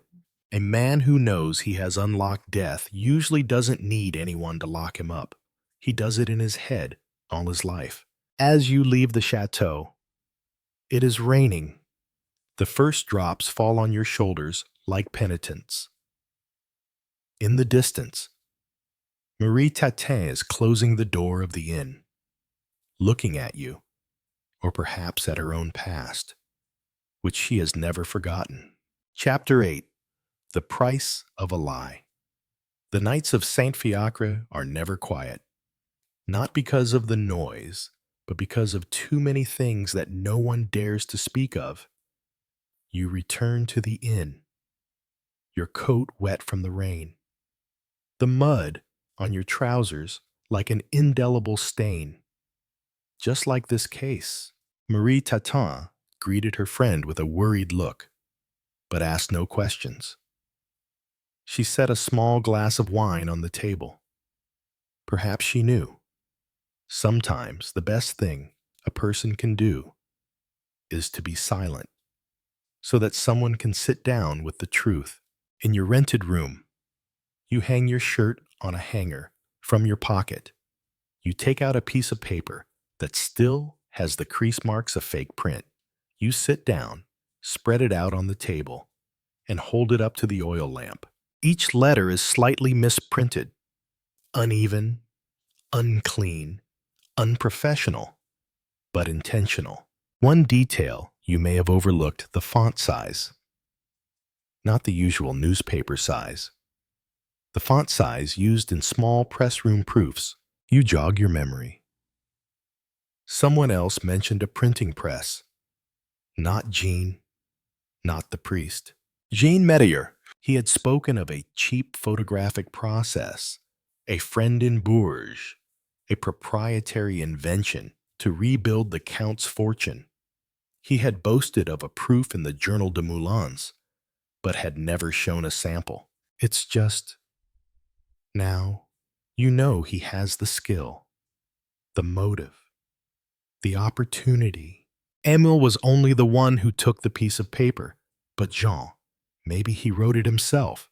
The next morning, you wake up before the church bells ring.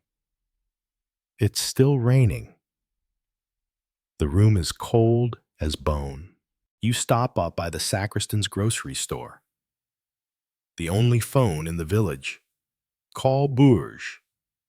A long, cold call. Straight to the local printing press. Did Jean Metier ever order proof prints of the manuals? After a few seconds of silence, yes, a few weeks ago, a small piece of print, no title. But the writing was clearly his own. You hang up, stand still. Outside, fog covers the cobblestone street. The case is no longer before you. This is a stage, a multi-layered play, and everyone in this village is an actor or a silent spectator. You return to the inn. Jean Metier is back, as if he knew you would need him at that hour. He sits in his usual place, still in false politeness, his coffee unfinished. You sit down across from him. Gently place the fake printed paper on the table. This size of type, size 12, is the type used in the Bourges prototype, and only one person has ever ordered it you. He swallowed. His eyes darted around, but his voice remained calm. I did a test print. Yes, a personal project, but that doesn't mean I ordered the content. No, you leaned in, your eyes piercing his polished appearance. So who wrote the story about a man committing suicide because he had disgraced his mother, who knew the Count's girlfriend's name was Marie Vise? Jean was silent. I think you killed her with your words. Jean, you were the author, but you let someone else be the distributor. You stand up, no handcuffs, no shouting. The truth has come out.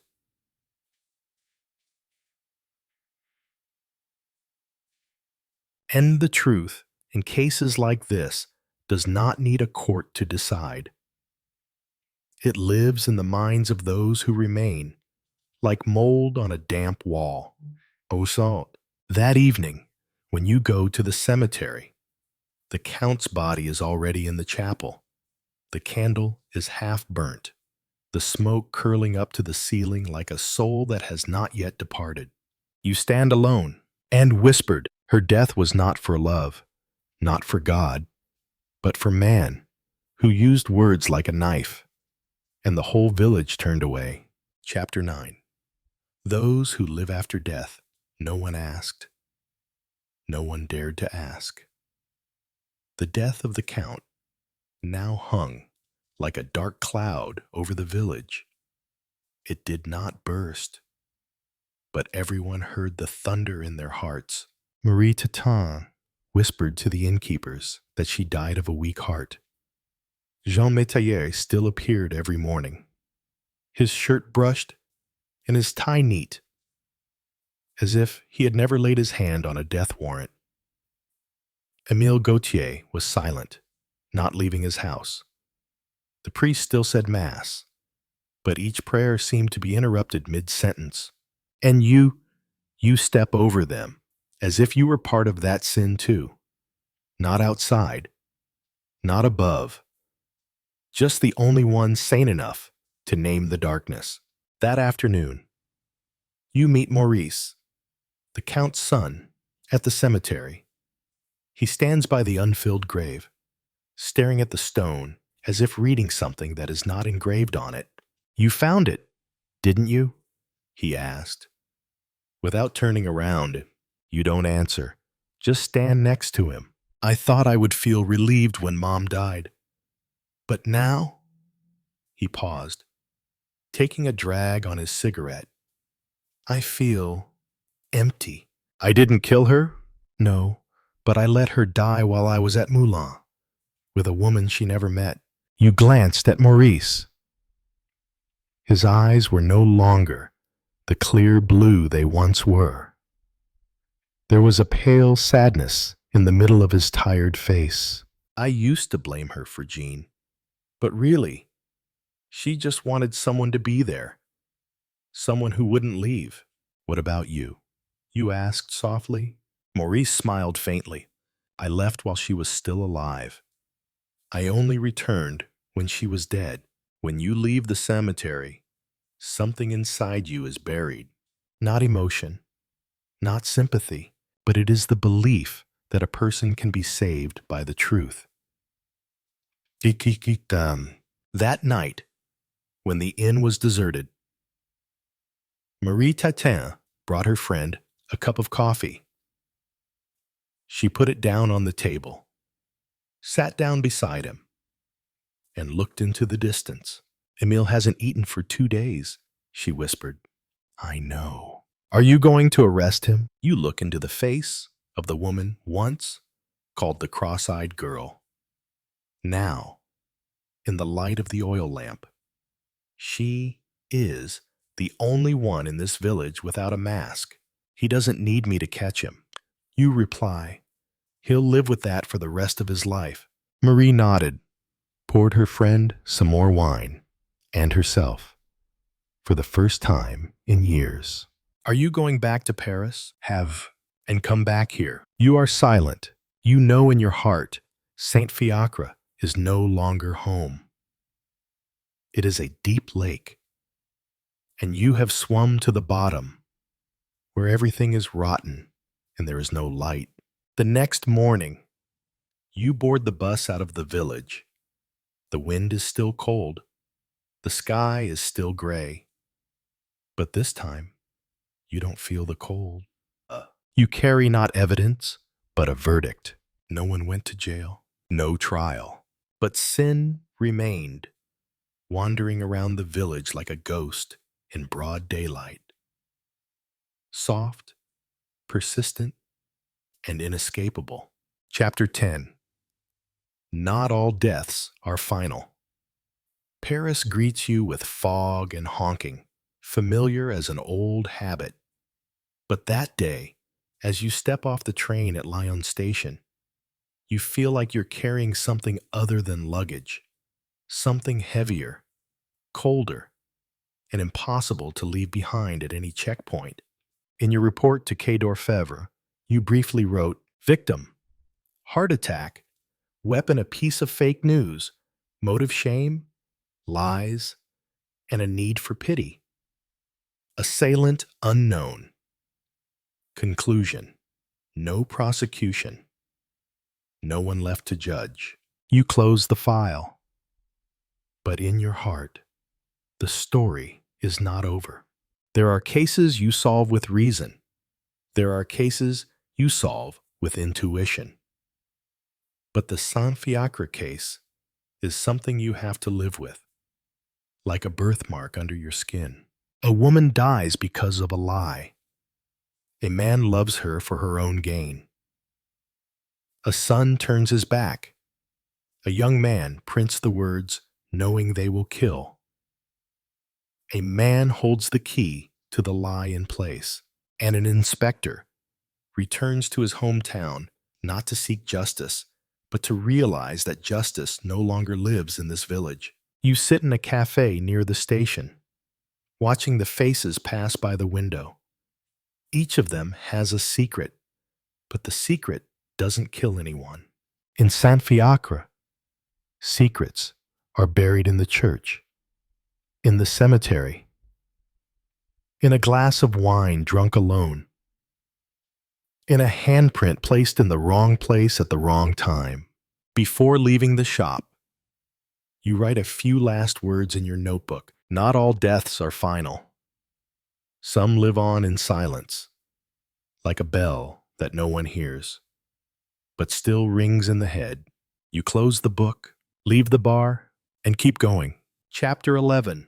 The Two-Note Whistle. Please don't think ill of me for paying you so little attention, Monsieur Maigret, but with the funeral and everything. And poor Marie Tatin busied herself, getting whole cases of bottles of beer and lemonade ready, especially when people who have come a long way are going to want their lunch. All the fields were white with frost, and the blades of grass broke under their feet. Every quarter of an hour, the bells of the little church sounded the death knell. The hearse had arrived at dawn, and the undertakers had settled themselves at the inn, in a semicircle around the fireplace. "I'm surprised the estate manager isn't at home," Marie Tatin had said to them. "He must be at the chateau with Monsieur Maurice." And already the first villagers were arriving in their Sunday best. Maigret was finishing his breakfast when he looked out the window and saw the altar boy arriving, his mother holding him by the hand. But his mother didn't walk him all the way to the inn. She stopped on the corner, where she thought no one could see her, and pushed her son on ahead, as if to give him the necessary propulsion to reach Marie Tatin's inn. When Ernest stepped inside, he looked very confident as a child at a prize-giving ceremony, reciting a poem he has been rehearsing for 3 months. "Is the inspector here?" Just as he was asking Marie Tatin that question, he spotted Maigret and walked towards him, both hands in his pockets, one of them fiddling with something. "I came to show me your whistle." Ernest immediately stepped back, looked away, and muttered, "What whistle?" "The one you've got in your pocket.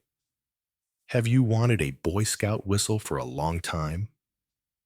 The boy took it mechanically from his pocket and set it down on the table.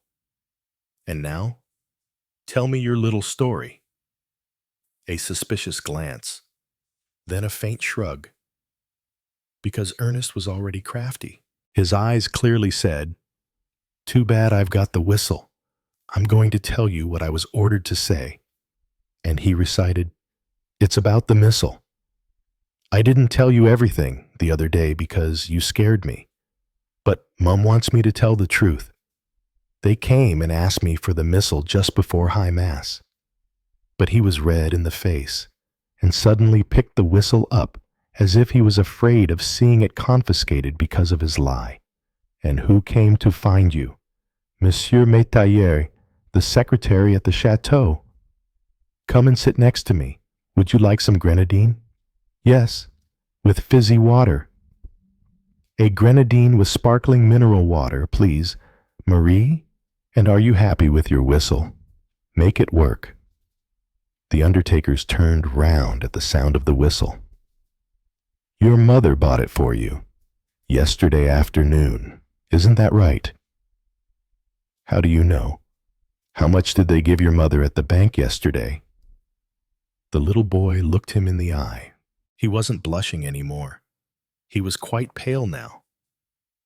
He glanced at the door to measure how far away from it he was. Drink your grenadine.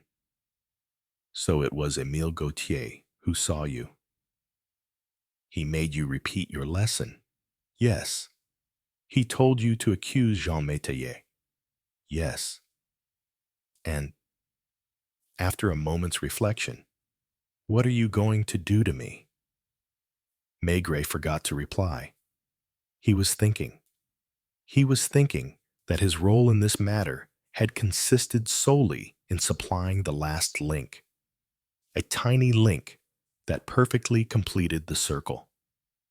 It was Jean Métayer that Gautier had wanted to incriminate, but the previous evening's events had scuppered his plans. He had worked out that the dangerous man was not the secretary, but the Count of Saint-Fiacre.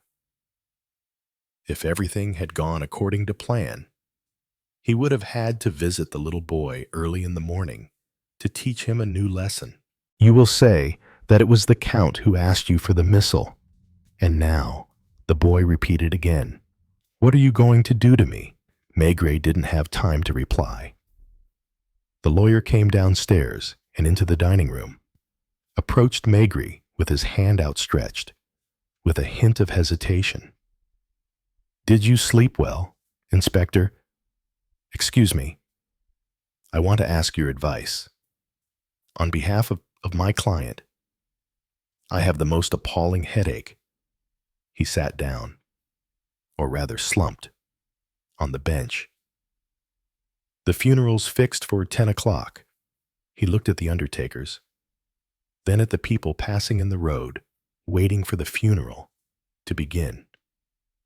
Between ourselves, do you believe that it's Métayer's duty to— Don't get me wrong. We understand the situation, and it's purely out of delicacy that— Please, can I go now? Maigret didn't hear the boy. He was addressing the lawyer. Haven't you worked it out yet? Meaning that if we examine a piece of advice, don't examine anything at all. So in your view, we'd be better off leaving without— Too late, Ernest, who had grabbed his whistle, was opening the door and making off as fast as his legs would carry him. Legally, we're all in an Excel, an excellent situation. Yes. Isn't that so? It's what I was just saying to— Did he sleep well? He didn't even take his clothes off. He's a very nervous boy, very sensitive, like lots of people of good family, But the undertakers pricked up their ears, got to their feet, and paid for their drinks.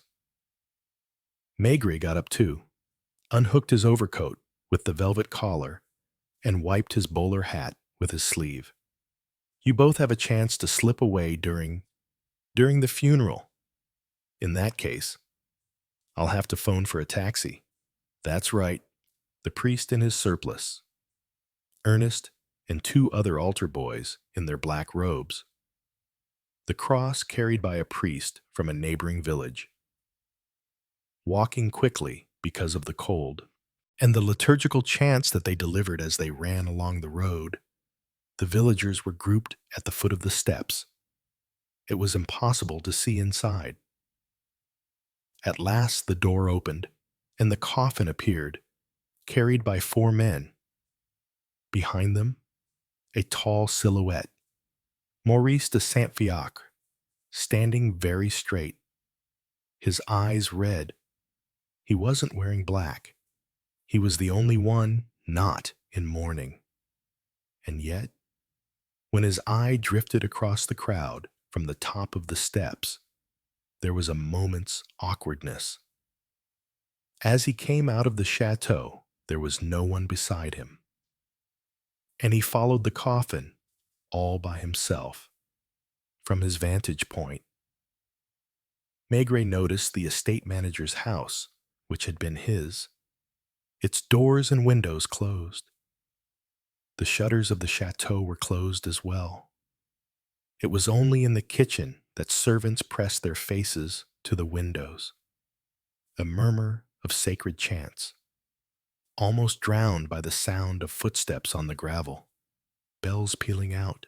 Two pairs of eyes met the Count's and Maigret's. Was the inspector mistaken? It seemed to him that the shadow of a smile hovered on Maurice de Saint-Fiacre's lips, not the smile of a skeptical Parisian, or the smile of a ruined family, a serene, confident smile. During Mass, everyone could hear the blaring horn of a taxi, a little scoundrel fleeing with a lawyer whose brain was dulled by a hangover. Anna Peters. When Maigret got off the train at Givet Station, the first person he saw, right opposite his compartment, was Anna Peters. It was as if she had predicted that he would stop at this precise spot on the platform. She didn't seem either surprised or proud of the fact. She was just as he had seen her in Paris, as she must always have been, dressed in a gunmetal suit and black shoes, wearing a hat whose shape or even color it was impossible to remember afterwards. Here, in the wind that swept the platform, where only a few passengers were now walking, she looked taller, a little stouter. Her nose was red, and she was holding a handkerchief rolled up in a ball. "I was sure you would come. Inspector?" Was she sure of herself, or sure of him? She didn't smile as she greeted him. She was already asking him questions. "Do you have any other luggage?" No, Maigret had only his bellows case, in coarse mellowed leather, and he carried it himself, in spite of its weight.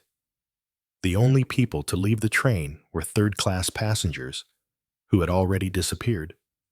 The girl held out her platform ticket to the ticket collector, who looked at her insistently. Outside, she went on without fuss. "At first I thought of getting a room ready for you at home. Then I thought it through. In the end, I imagine it's better for you to stay at a hotel. So I've booked the best room at the Hôtel de la Meuse." They had walked barely 100 meters along the little streets of Givet, and already everyone was turning to look at them. Maigret walked heavily, dragging his suitcase along at his side. He tried to notice everything: the people, the houses, and particularly his companion. "What's that noise?" he asked her, hearing a sound that he couldn't identify. "The Meuse and Spate, slapping against the piers of the bridge. Boat transport has been suspended for 3 weeks now." Emerging from a side street, they suddenly came upon the river. It was broad. Its banks were indistinct. In places, the brown waters spread into the meadows. Elsewhere, a boathouse emerged from the water. It held at least 100 barges, tugs and dredgers, pressed tightly against one another, forming a huge block. "Here's your hotel. It isn't very cozy. Do you want to stop and take a bath?" It was baffling. Maigret couldn't define the sensation that he felt. Never, he was sure, had a woman ever aroused his curiosity as much as this one. She stayed calm and unsmiling, made no attempt to look pretty, and sometimes dabbed her nose with her handkerchief. She must have been between 25 and 30, a lot taller than the average. She was solidly built, with a bone structure that stripped her features of all grace, the clothes of a lower middle-class woman. Extremely sober, a calm, almost distinguished reserve. She treated him like a guest. She was at home. She thought of everything. "I have no reason to take a bath."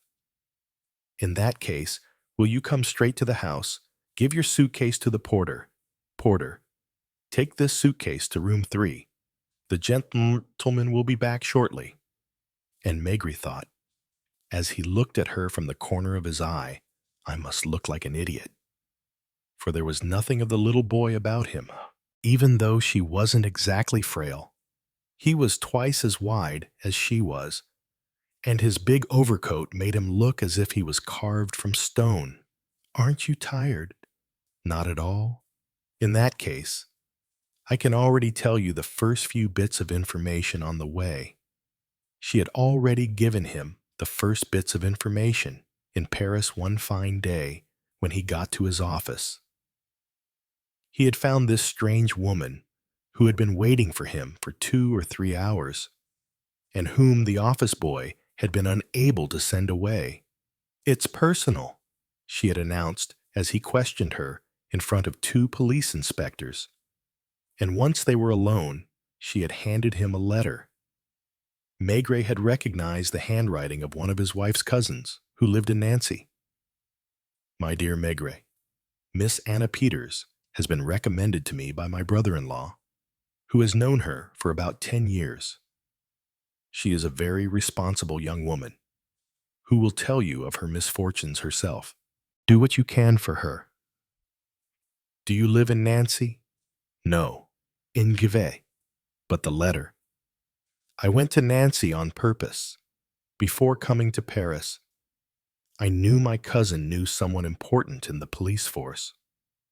She wasn't an ordinary supplicant. She didn't lower her eyes. There was nothing humble about her bearing. She spoke frankly, looking straight ahead, as if to claim what was rightfully hers. If you don't agree to look at our case, my parents and I will be lost, and it will be the most hateful miscarriage of justice. Maigret had taken some notes to sum up her account of things. Quite a muddled family history, the Peters family, who owned a grocer's shop on the Belgian border, 3 children, Anna, who helped them with the business, Maria, who was a teacher, and Joseph, a law student in Nancy. Joseph had had a child by a young local girl.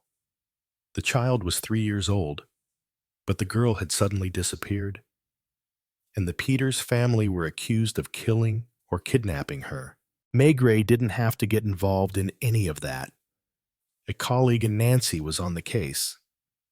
He had sent him a telegram and received his categorical reply, Peters family v. guilty.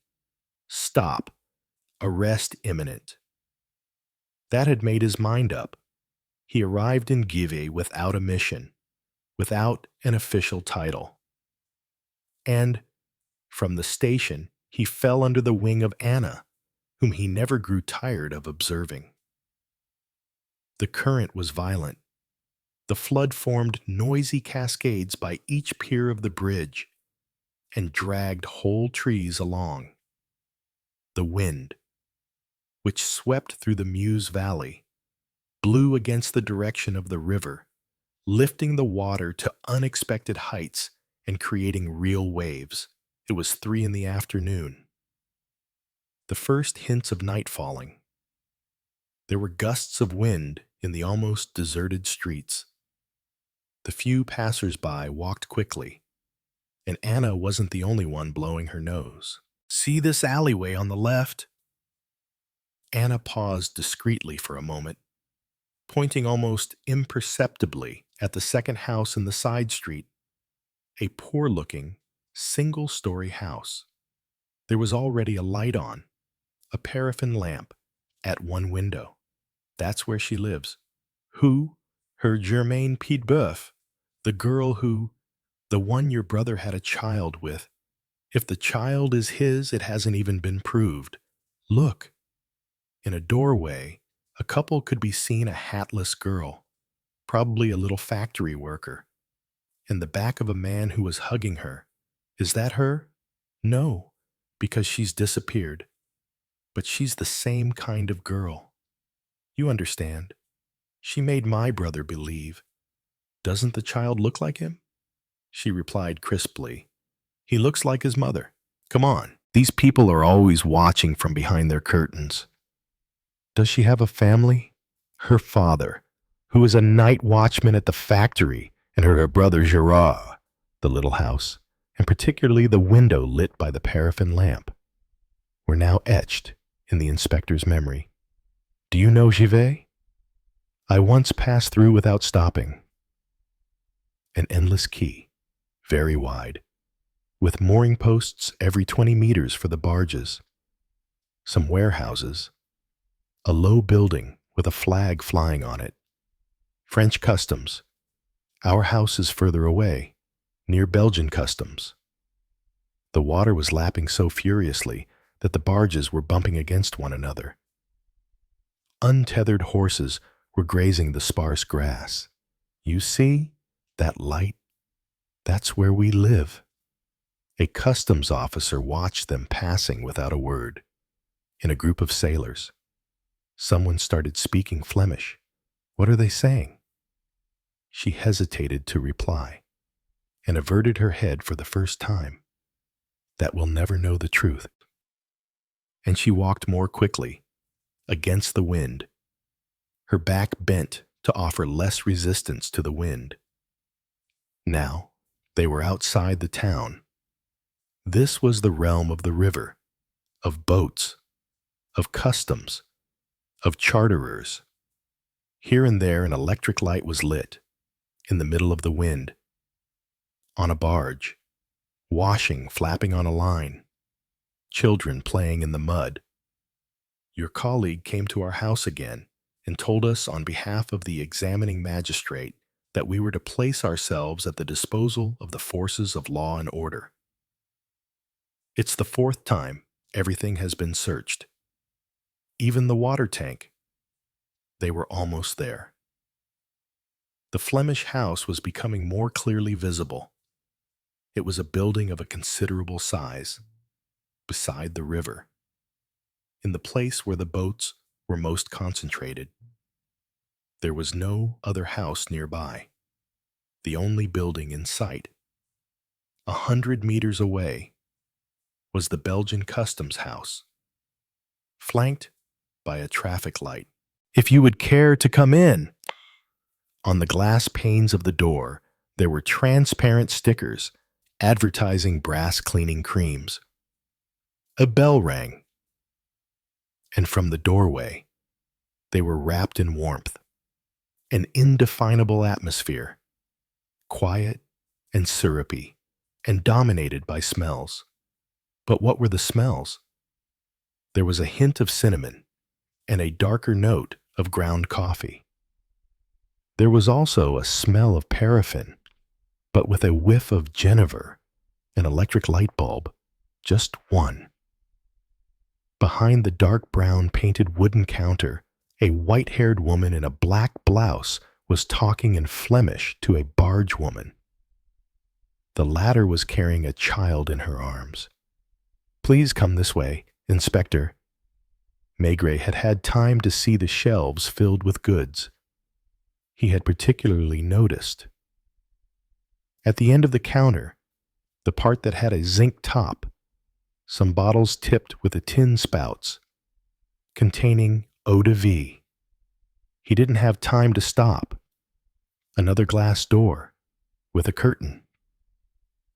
They passed through the kitchen.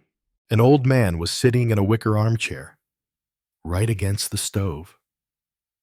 This way, a colder corridor, another door, and it was an unexpected room, half drawing room, half dining room, with a piano, a violin case, a carefully waxed parquet floor, comfortable furniture, and reproductions of paintings on the walls. Give me your coat. The table was laid a tablecloth with a wide check, silver cutlery, and fine china cups. You'll have something to drink, won't you? Maigret's coat was already in the corridor, and Anna came back in a white silk blouse that made her look even less girlish. and yet she had a full figure. So why that lack of femininity? It was impossible to imagine her in love. Even harder to imagine a man in love with her. Everything was prepared in advance. She brought in a steaming coffee pot. She filled 3 cups. After disappearing again, she came back with a rice tart. "Sit down, Inspector. My mother is on her way." "Are you the pianist?" "Me and my sister. But she has less time than I do. She marks homework in the evening." "And the violin?" "My brother." "Isn't it he in Givet?" "He'll be here shortly. I told him you were coming." She sliced the tart. She served her guest, without asking him whether he wanted anything. Madame Peters came in, her hands folded over her stomach, and with a shy smile of welcome on her face, a smile full of melancholy and resignation. "Anna told me you'd agreed." She was more Flemish than her daughter, and still had a slight accent. But she had very fine features, and her surprisingly white hair gave her a certain nobility. She sat down on the edge of her chair, like a woman who is used to being disturbed. "You must be hungry, after your journey. As for myself, I haven't had an appetite since—" Maigret thought of the old man who was still in the kitchen. Why didn't he come and have some tart as well, at that very moment? Madame Peters said to her daughter, "Bring your father a piece." And, to Maigret, "He hardly ever leaves his armchair now. He barely knows what's going on." Everything about the atmosphere was the opposite of a drama. It was as if the worst events could happen outside, without disturbing the peace and quiet of the Flemish house, in which there was not a speck of dust, not the slightest draught, no sound but the roar of the stove. And Maigret asked, as he ate the heavy tart, what day was it, exactly? January the 3rd, a Wednesday. It's the 20th now. Yes. We weren't accused immediately.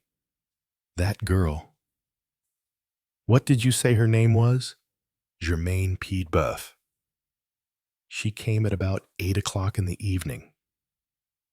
She came into the shop. And it was my mother who received her. What did she want? Madame Peters looked as if she was wiping a tear from her eyelid, the same as ever, to complain that Joseph never went to see her, never got in touch. A boy who works so hard. It's to his credit, I assure you, that he's continuing his studies in spite of everything. Did she stay here for long? Perhaps 5 minutes. I had to tell her not to shout. The sailors could have heard her. Anna came and told her it would be a good idea for her to leave. And did she leave? Anna led her outside. I went back into the kitchen and cleared the table. And you haven't seen her again since then? Never. No one around here has met her. They all say they haven't. Did she threaten to commit suicide? No, women of that kind never kill themselves. More coffee. A piece of cake. Anna made it a new feature to be added to the image of Anna. She was sitting calmly on her chair. She watched the inspector as if their roles had been swapped, as if she belonged to the Quai des Orfèvres, and he to the Flemish house. Do you remember what you did that evening? It was Anna who replied, with a sad smile. We have been asked about this so many times that we've had to remember the tiniest details. After coming home, I went up to my room to get some wool to knit with. When I came down, my sister was at the piano, in this room, and Marguerite had just arrived. Marguerite, our cousin, the daughter of Dr. Van de Weret. They live in Givet. I should tell you straight away since you'll find out anyway, that she's Joseph's fiancée. Madame Peters got up with a sigh, because the bell had rung in the shop. She could be heard speaking Flemish, in an almost playful voice, and weighing out beans or peas. It was a source of great pain to my mother. It had been decided long since that Joseph and Marguerite would get married. They had got engaged at 16. But Joseph had to finish his studies. That was when that child came along. And in spite of that, they expected to get married. No, except that Marguerite didn't want to marry anyone else. They still loved each other. Did Germaine Piedboeuf know that? Yes, but she was counting on getting married, so much so that my brother, to have a bit of peace, had promised he would. The wedding was to be held after his exams, and the bell in the shop rang. Madame Peters tottered through the kitchen. I was asking you what happened on the evening of the 3rd. Yes, I was saying that when I came downstairs, my sister and Marguerite were in this room. We played the piano until 10:30.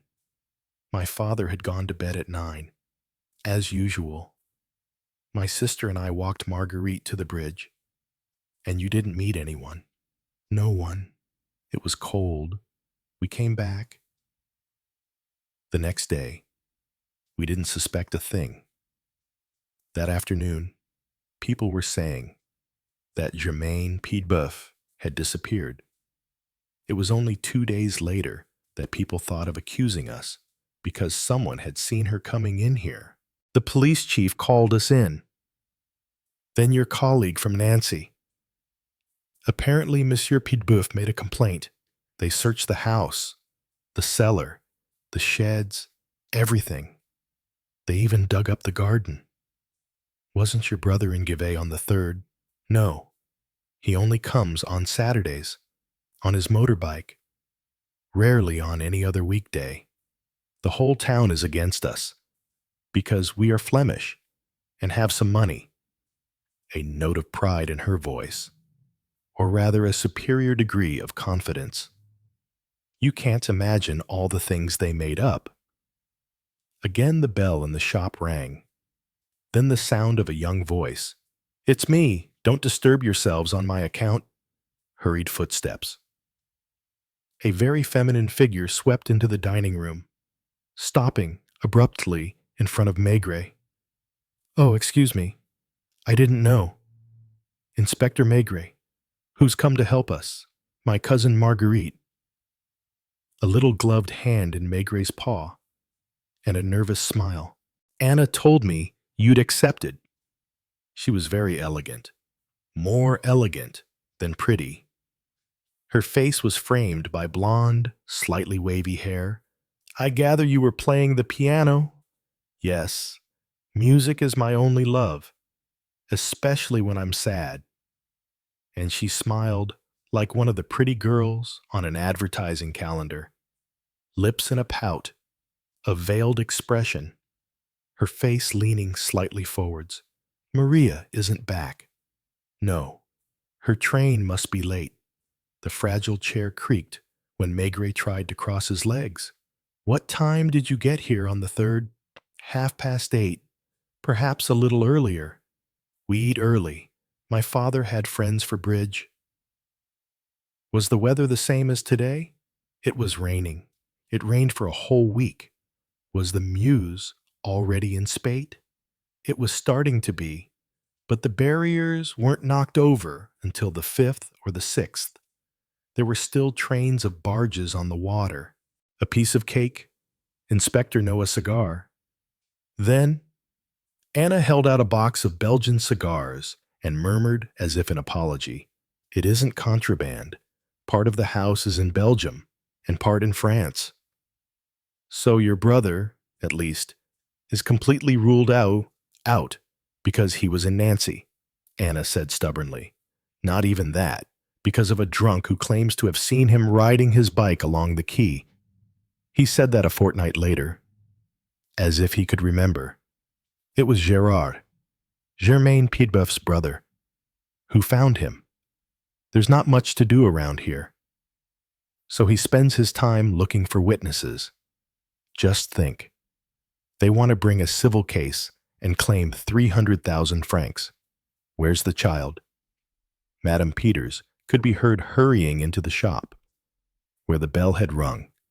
Anna put the cake on the side table and set the coffee pot down on the stove. Their house and the voice of a sailor ordering some Genever burst from behind the partition wall.